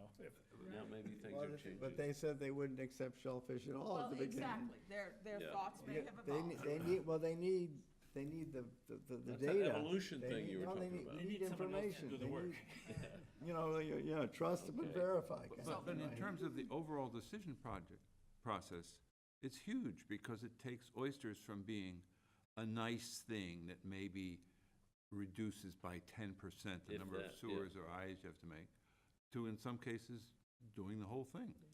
But, Well, there's a lot of people on the Cape who think that's a wonderful thought and are pushing very hard for it to become a reality. We don't have to be the first, we aren't the first. Right. Mashpee's thinking it, Wellfleet's thinking, Yeah. I mean, you can name every place that Well, Mashpee was, thinks that that would be a wonderful way for this to go. Mashpee was actually, they had it down to 1/3 of the issue, basically. Well, okay, it's 5:30 now, and I don't think we can regurgitate Right. everybody's Yeah, thing, yeah, but bottom line is, it should be in the report. Okay, and so here's what I'm going to say to sort of speed that along. If you think it's something that should be in the report, as I've said, the section you're getting is what Kristen did, which is a summary of the house data, doesn't include this topic. So if you think that that should be Right. there, draft it. We will follow the same process we did before. Everybody's Okay. comments will Right. go to Kristen alone, and then she will collate them all. So if you think there's a section that needs to be done, draft it and put it in as your comment. Yeah. And then we will consider it as a group. Good, excellent. Okay, Good. thank you. And I'll move adjournment. Oh, we have one thing to do. Oh, no, there's one more? We have, well, two We have things to do. minutes. We have minutes to approve, or, Oh, the minutes, yes. yes, what have you got for us? I think they're great. Hey, that's a first. Yeah, I know. I picked through it. I picked through it twice. I said, I'm sure I've missed something. No, I have one issue, and that is that she should put something in that is off, so that we can find something. Yeah, like an That way- Easter egg. That way, yeah, right, exactly. That way, we can basically feel like, okay, at least you know we read them too. No, but I'm gonna move that they be accepted as just kidding. presented. That's just a Oh, keep side, in mind, it's a joke. keep in mind, Kristen, an extra comma, a little, No, no, I no, know, no. he likes the extra commas. all right, they've been moved and seconded to be adopted as presented. All in favor, signify by saying aye. Aye. Aye. Opposed, the ayes have it. The next meeting will be the 21st. GHD will be here to lay out the work they've been doing and the options that are out there as far as the T-Ticket Acapesket Sewer Service Area, which is the next big thing on this town's agenda and this committee's agenda. Right. at 2:30 on the And 20th? another early 30. meeting. Yeah, Yep. Thirty. we seem to need 3 hours these days, so. Yeah, Well, these are huge. today, Yeah, these are Put a huge. huge agenda Right. together, so. Yeah. Well, it made sense in this case to have Brian and the folks from Stonehill and your article all together, because they're all about, I know, it's, yeah, right, Oyster right, right. feces. Yeah, right, well. any further discussion before we adjourn? Nope, we're adjourned. Thank you.